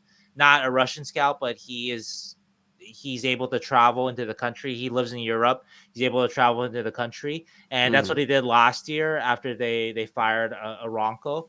And I believe that they are sticking with this for now. Great. I haven't heard any differently as of yet that they've hired an actual Russian located scout yet for Russia. We have 2 questions by Finco. We have 3 total questions left. Finco's first question is, who would you say the Shark system in the past, I guess, or if you think recent history, right? Have benefited from the Shark system. So what players have done well because of the Shark system, what players have, suffered from the Shark system. That's an interesting one. Yeah, it is. I think when you do have a lack of top 6 players, then some players can look like top 6 players for a bit, like Barabanov. And I think that maybe he benefited a lot in that he got an extra 2-year contract in the NHL because he was playing in a Shark system that benefited him. Well, I don't know if that's more system, I think that was more about the lack of depth, so he got to play with better players than he would have in Toronto or other places. Yeah, I guess system isn't the right word, or lack of competitiveness, I guess is the way I'm trying to put it. But system specifically is an interesting one. I don't really know. Do you have a good example? Well, system specific, yeah. The best example I can think of was actually Erik Karlsson, because Oh yeah. with Bob Buchner, there was a specific, and it's because Bob was trying to win games, because that was the mandate that Bob had more so than David Quinn had. That the Sharks were still trying to be playoff competitive and trying to eke out a playoff spot with their big name veteran guys, Couture and Carlson and Hurdle and Burns. And so one thing that Bob Buchner did as a coach, I'm not criticizing Bob, because this actually got the Sharks more points than David Quinn got from the Sharks, was that he didn't want their defensemen bombing it as much, stretch passes. And there was a very specific thing, because a stretch pass doesn't work, then it's a turnover the other way, counterattack the other way. So that's not safe hockey, by that's not safe hockey. So I think that there was an idea that the Sharks should play safer and try to play better defense, and it did work in the first part of 2021-22. First half of the season, the Sharks were actually kind of hanging around in the playoff race, if you guys remember that. And part of it was because they were playing safer, more defensive hockey. Hmm. And when David Quinn takes over, and this is both to the credit of Quinn and Grier, but I think that there was an idea, and this is something that I've filtered through a few places. So I think this is accurate. This is not me speculating, but there was a sense of they've got to get value out of Erik Karlsson, and be it for trade or for whatever reason, right? They've got to get value out of him, and so the best way to get value out of him is to play offense, and is Hmm. to be aggressive, and is to allow Erik Karlsson to be Erik Karlsson and to bombs away on stretch passes. And you see it in the numbers. I think that the last year under Bob Bugner, I think that Erik Karlsson stretch pass attempts for a defenseman. Excuse me, sorry about that. I think I'm about to Hmm. sneeze. I might sneeze in the middle of this, but anyway, Erik Karlsson, I believe I had the stats from Sport Logic some time ago, but he was in like the low hundreds for stretch pass attempts out of all defensemen in the league, Hmm. which doesn't sound like Erik Karlsson hockey. And the first year with David Quinn, the year that led to 101 points and the Norris Trophy, he was in the top 5 Yeah. in terms of stretch pass rate per 20 at 5-on-5. That's a big difference. And that speaks to a guy that was told to play a different way. That's a system thing. Yeah. So that's the clearest example that I can think of. I know that we can allude to this now. We talking about Barabanov. I know Barabanov just talked about the primitive system that the Sharks played. I'm still Sure. going to stick with, and I've said this, that I don't really put that so much on Quinn. Look, Barabanov, speaking specifically of Barabanov did fine offensively in 2022-23 under David Quinn. There was no complaints about the primitive system back then, right? I think there just was better players to work with, and I think that as the Sharks lost talent, between losing Carlson and Meyer and all those kind of guys, right? Yep. And I think I don't know the exact of it, but I have the sense that it's something, again, that I've heard, that I have the sense that Quinn made it easier so they could get through the season, if that makes sense. He didn't have a lot of horses to do anything too complicated with it. 2 years ago, he had a couple of horses. He didn't have a lot of horses, but he had Erik Karlsson, he had Timo Meyer, Sure. and he had Tomas Hertl for most of the season, right? And he had Logan Couture too. By after the trade deadline of last year, he had none of those guys, right? He had Yeah. Mikhail Granlund. That's pretty much the only kind of high-endish kind of whatever. So anyway, so to speak to that point, the reason why I bring up what Barabanov said and whatnot is, I mean, yeah, there's two sides of the coin. Like, why didn't Kevin LeBanc produce? Why didn't Mike Hoffman produce? Why didn't Barabanov produce? And I think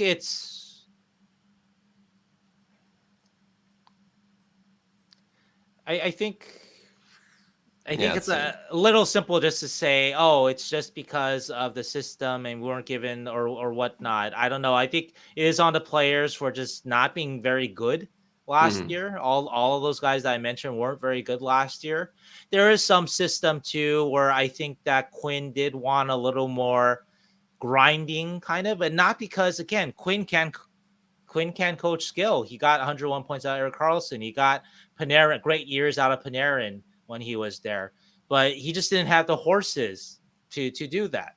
I think that if he told Bear Bonhoff and LeBanc and all those guys to scale it up, the Sharks would have gotten beat a lot worse than they got beat. And the Sharks got beat really badly last year. That's what I think. So I think he went safe for Quinn because just trying to get through the season and not get embarrassed anymore. And because that roster, again, after the deadline, you lose all those hurdle. Again, it was just a very, very ugly roster that didn't even hold a candle to 2022-23. And that team wasn't very good either, right? That was a 62-point team. So anyway, so I think Karlsson is sort of the best example of it.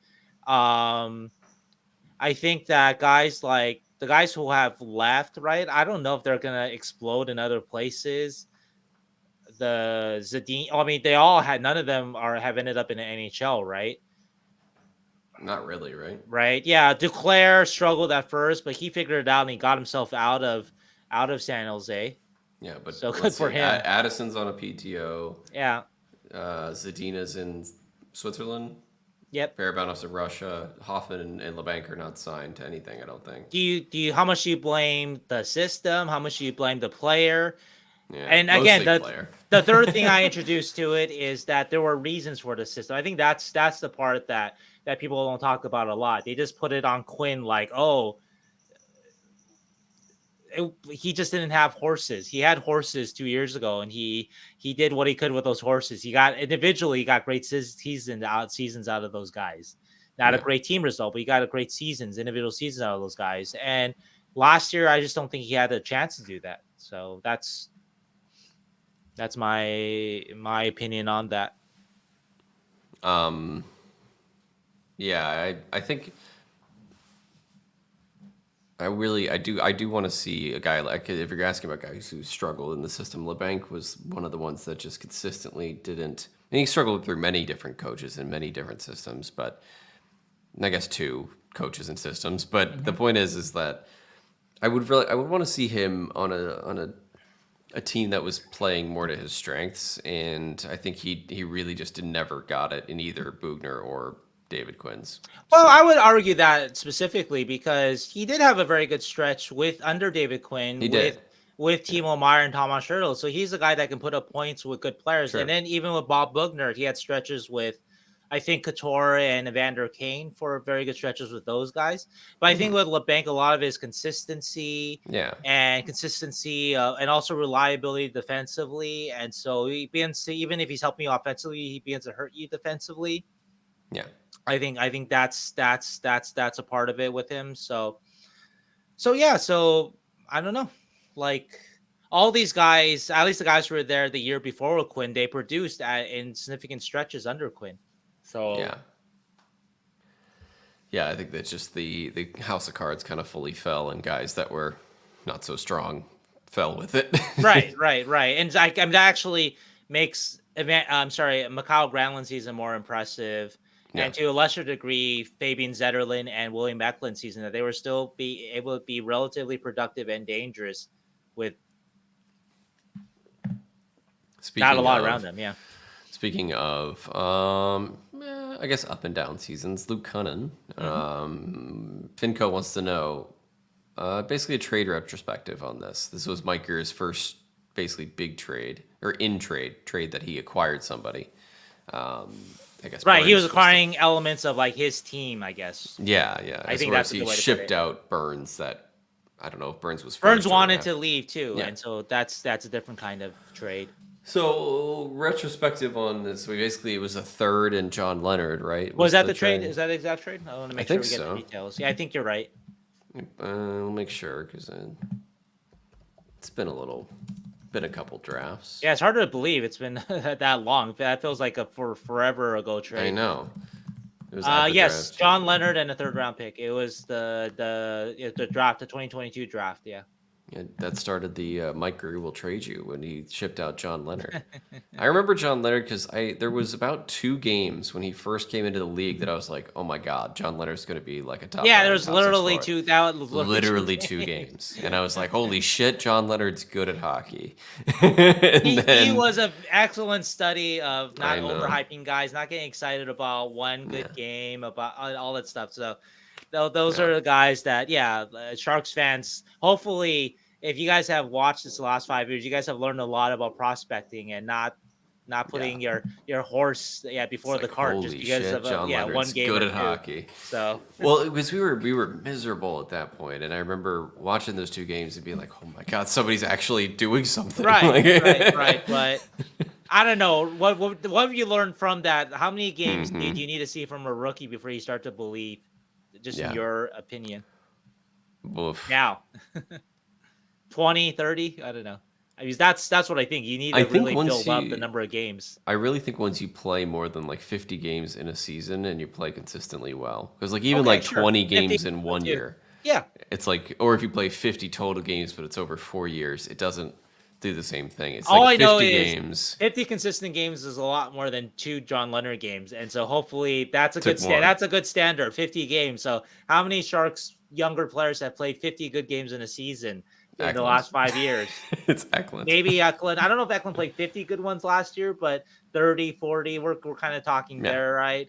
Zetterlund, not a rookie, but close enough, a younger player. Yep. Ferraro, I Yeah. think Yeah, I would has say done so. that, right? Not a lot. Not a lot. Anyway, John Leonard. He. I wonder where he's signed to next year. He was in the Arizona system. Yeah, he got a couple games for the Coyotes last year. That's nice. Is he still with the? I don't know. I don't know if he got like re-signed or if he was on the end of I his think he's eligibility still soon. under. I think he still qualifies the AHL development role. I think he Hmm hasn't played enough games yet, so he's still. It says he's with Charlotte. Oh, do you think he signed an AHL contract? He probably did. Yeah, I would think it's an AHL contract. It looks like an AHL contract, but I'm just wondering if the number of games he's played, if he's over the development limit. Hmm.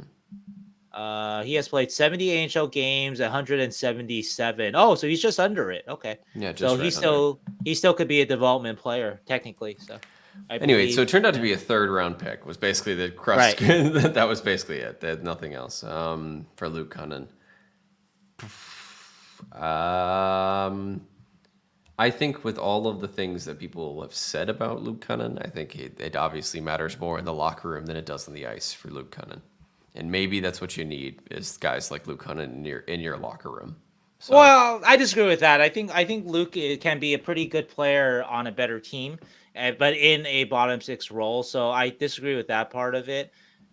The other part I would say too is like this is a reminder again, and we said this about the Thomas Turtle trade. 3rd round picks, you just get them back. People were so hung up about a 3rd round pick, and that's such a high pick, and it's really not. It is, but it's not. hmm, 3rd round pick is a good pick, but that's the one that you can get back. You trade a sure. first, you're not likely to get that back. So if they had traded a first for Luke Kunin, you better be sure about the guy. A third, again, the Thomas Turtle 2nd round picks, the Sharks have already got that back, right? So I would say the one thing though, if we look at this though, like not just saying good things about Luke, which I do tend to say, but I think they were hoping that because up to that point when they acquired him, if you had looked at sort of his averages, that he looked like he could be a guy that could get you like 18 goals, 20, he might cross 20. Kind of what Fabian Zetterlund ended up doing this season, I think, was kind of what they were hoping that Sure. they might get out of Luke Kunin, that you get a 20 goal scorer, but he does so many other things too. He hits, he leads, he fights, he blocks shots, he kills penalties. You can use him on the power play a little bit. That's what they were kind of hoping to get out of him. And I think Fabian Zetterlund is sort of like a under he hasn't reached like peak level of Fabian Zetterlund. He still has a lot to work on in his game. So I would say that like Fabian Zetterlund season last year is sort of like a underbaked, underdeveloped version of what they're hoping to get out of Luke Kunin, if that makes sense. But obviously, Luke hasn't even reached that Yeah. in terms of the goal scoring. So I would say that overall that it is, if you want to just grade it, how I would look back on it, I would say maybe a C plus trade. I do think that intangibles do matter. I think that's It valuable. does. Yeah. I think that Mike Grier was right that John Leonard, he wasn't a remarkable prospect. And even Nashville must have seen that too, because he basically ends up being just kind of like a throw-in hope player. It's not like the trade was built around it wasn't John Leonard for Luke Kunin. It was John Leonard and a third round pick for Luke Kunin. Yeah. So I think that told you. I think that was shocking to Sharks fans then, but honestly, it wasn't that shocking when that trade happened because I think that John Leonard's star had fallen quite a bit by then. Just Sharks He had fans those 2 didn't quite realize games. that. He had those 2 games. Yeah, that opening game in Arizona, I was there for that. I remember with Thomas Schertl and Vander Kane, I think. Yeah, and he knocked in a couple assists, and Yeah, you're like, yeah. man. Anyway. But anyway, though, so yeah, I think overall I would say that they hoped for a little more offense, a little more scoring. I don't think they ever were thinking that Luke was going to be a big time playmaker, but that some of the posts that he hit and that sort of thing, if they had gone in, I think that they were hoping for 20, but that's a hope. I think they would have been satisfied if he was a consistent 15, and he hasn't quite done that either. So I would say that. So that's why I give it a C plus. If he had been in the last couple of years a consistent 15 goal guy, then I think you're thrilled with that trade. You get a 15 goal guy, a third line kind of guy, all these intangibles for just a third round pick in John Leonard. That's a steal. Instead, you have at this point you've acquired a 10 goal guy with a lot of intangibles that is, instead of being a middle 6 guy, which was what they hoped, has ended up being more third and fourth line.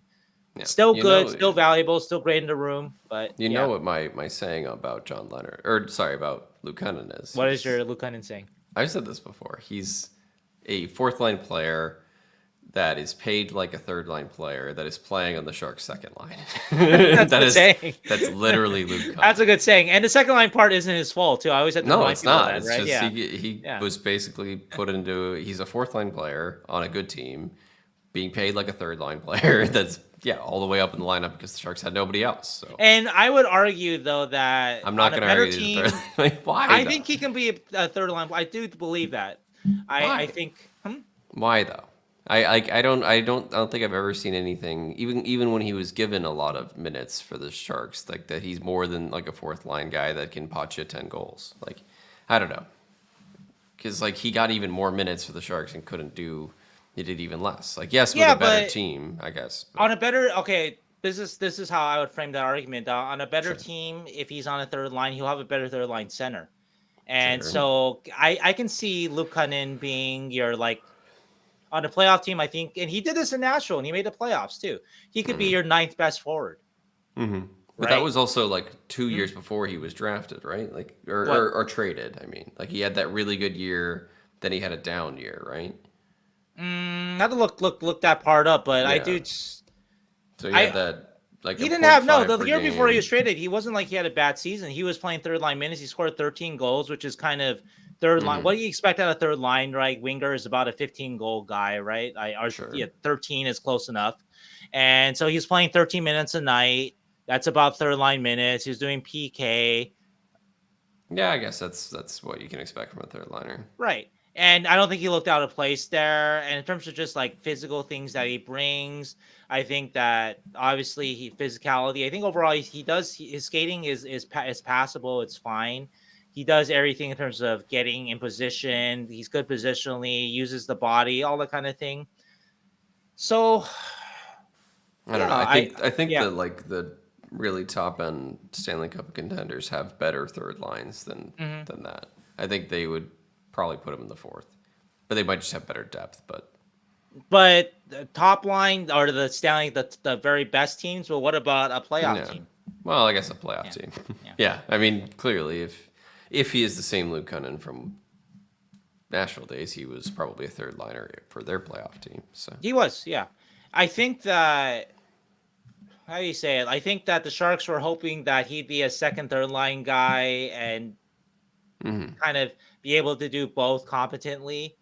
And he might be in reality more like you see him more as a third, fourth line guy, but more fourth line. And I also see him as third, fourth line guy, but I think a little more positively toward the third line. So I think that's sort of the spectrum that we're talking Mm-hmm. about, because I think he's better than a lot of fourth line players. I think he has more offensive ability than, say, Nico Sturm, which already helps carry him out of the fourth line a little bit, because Nico had a good offensive season a couple of years ago. But besides that, Sure. Nico hasn't really shown it. And also, too, I think offensively, the two things I like about Kunin is that, okay, so he blew a lot of Eklund's chances or passes, right? We talked about that, right? Yeah. But he was in position for those chances. How many fourth line Sharks players were even in position for we're like, oh man, he was so close. Fucking Luke Kunin again, post again. How many of those guys were even in that position? Like Nico Sturm wasn't last year, and other guys down the line weren't even kind of, they weren't even getting themselves in a good position. And that's a hockey sense thing, and which I do like overall with Luke. And so that's a big part of why I think there's a little more to his game than what you're talking about.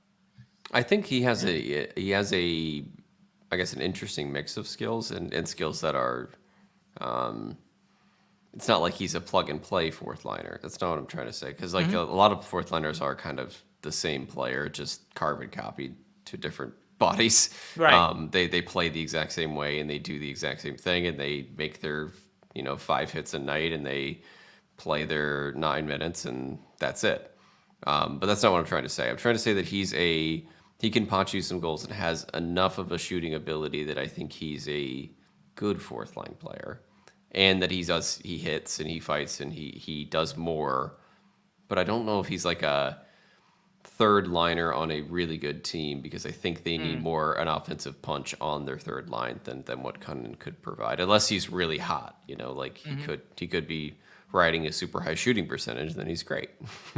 I think he could be a third liner on a very good team. I do think that. I don't think he has enough of a well-rounded offensive game, other than he has a decent shot, but he still has some problems finishing. I think he has a decent shot, though. Like I said, I would add, though, I think that he has good hockey sense, and so he gets in position. He gets into position well. Yeah, right. I do think he is rough, though, in terms of, like you said, like that is his portfolio offensively. You don't really want him handling the puck too much, that kind of thing, right? So that is a problem. So you need to kind of put him with the right mix. Right. And I'm not saying the right mix is like Connor McDavid. Anyone's going to look at Connor McDavid, but you need somebody that will handle the puck more. So maybe on a line with like an Alex Wenberg, he might look a little better than on a line with with Nico Sturm, or somebody that's not or Jack Stanika, a guy who's not as adept offensively. So, yeah. Yeah. We have another year of Luke Kunin talk, so to see if he lives up to that potential or he's waived by November. Yeah, all right, yeah. We gotta get out of here. We just spent 30 minutes arguing about Luke Kunin. So no, we spent like 10. All right, this is our last question. It was like 30. It feels like 3 hours and 15 minutes. Oh, Luke Kunin talk. I gotta go to bed. Daniel Alvarez says, this is our last question. Yes. With the announcement of Celebrini and Smith living with Thornton and Marleau respectively next season, have there been any other Shark vet rookie combos that we know about over the last couple of years? So in the recent past, is it unusual for a rookie to spend their first season with a vet? Something generally reserved for potential franchise players like Crosby and Lemieux and Marleau and Celebrini and all that stuff. That was interesting because I hadn't thought about it. I don't remember hearing anything in the past couple of years of a vet living with somebody, but oftentimes this isn't like announced from the heavens either. This is kind of like they're like, oh yeah, I've been living with Smitty.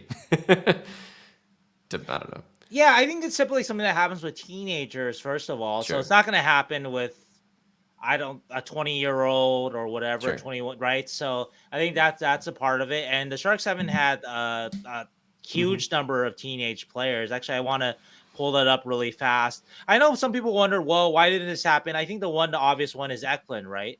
And I think there are circumstances that kind of molded that. Eklund is very first year. Mm-hmm. They didn't know if he was staying or not. Yeah. And so there's no sense in putting him in a house with somebody because you don't know if he's going to Yeah, if he's going to be on your team, and he wasn't in the end. They sent him back after 9 games. I think the next year maybe they could have had somebody paired up with somebody like Eklund with Erik Karlsson. That would have been fun, right? Yeah. but but I would say though in that scenario though that I think if I remember correctly that like we asked him about like, his living situation, right? And he said he was going to have a lot of family over. So I wonder if there was a discussion about that and maybe he opted for it. It Did he doesn't. live with Weatherby?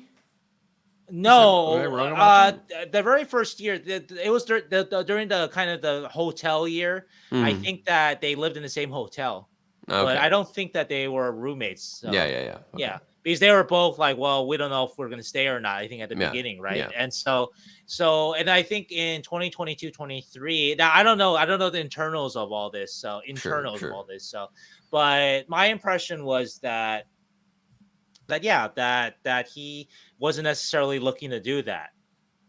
And so okay, so he didn't do that. We're pretty sure of that. The one that I wonder about is I'm looking up now of the list of teenagers that played on Sharks. And this is kind of interesting actually. This is a fun stat.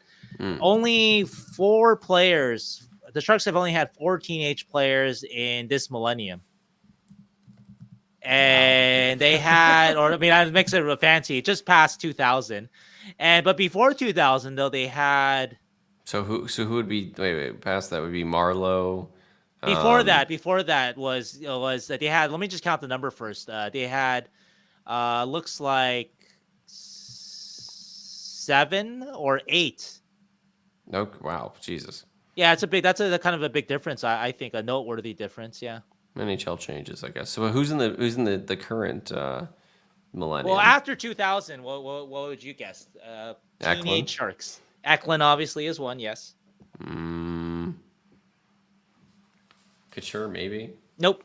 He was a 20 when he did it. He must, yeah, I think he was. Yeah, I like according to Hockey Reference. Yeah, no, Vlasic, Hockey Reference maybe? I think is going by yes. Vlasic is one. That's a good one. Vlasic, Eklund.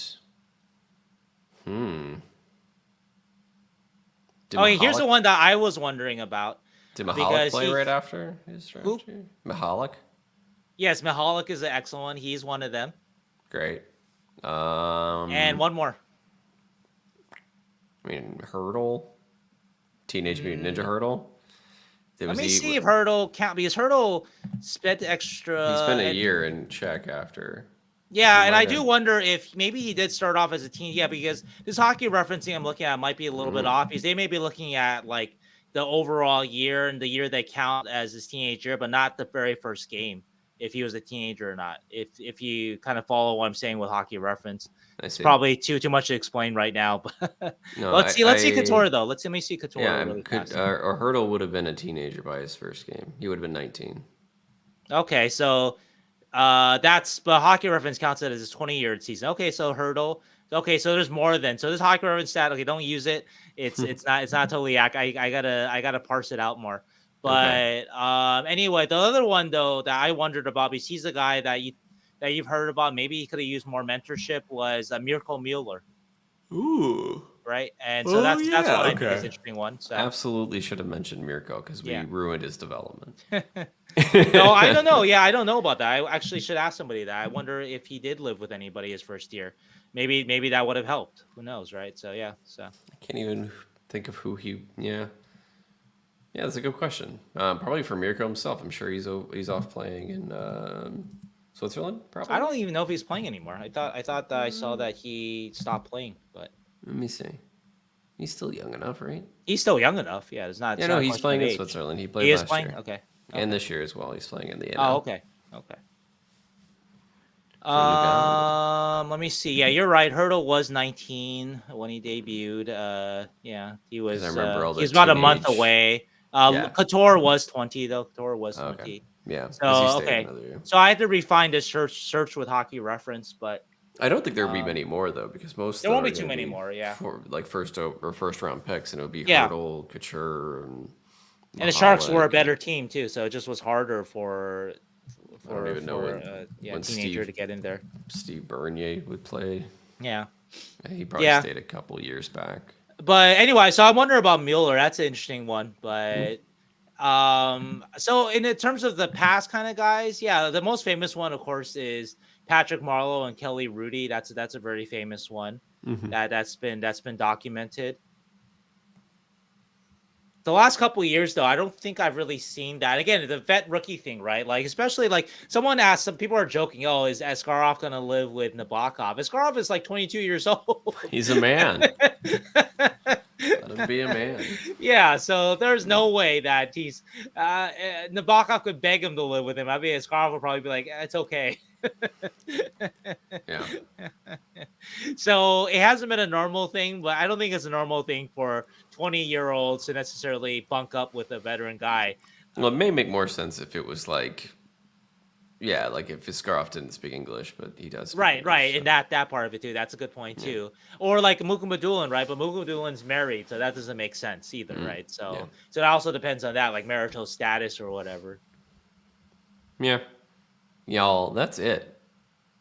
That's the end of the questions. We got through. That is all. We got through all of it with some changes in camera position and in it was light out when we started, at least for me, and it's been it dark is now the whole pitch. time. Yeah, now it's now pitch black now. So this is good. This is a good primer for the season. We're it's gonna get very busy very quickly, including some rookie action in the next week. Which is good. Yes, I will be down there for that. So we'll talk about that. We'll chat about a podcast, or you can be able to watch all the games. They're all this weekend, right? Yeah. It's 13, 14, and 16. Yep. So, well, you can stream them too, so you can come back on it. Hopefully, they're on demand. I will be able to watch 13 and 14. No, I can watch the 16. I think if it's not at night, I work at night on the 16th. Okay. But I don't think I don't think any of the games are at night. Yeah, they're mostly in the afternoon, right? Yeah, they're not the feature teams. So I am off, so I can watch. Okay. Very excited. All right, y'all. Hope y'all have a good week. We will see you all next week. Hopefully, again with some news about rookie faceoff and a much shorter show. Probably, maybe, depends. All right, bye, y'all. Bye.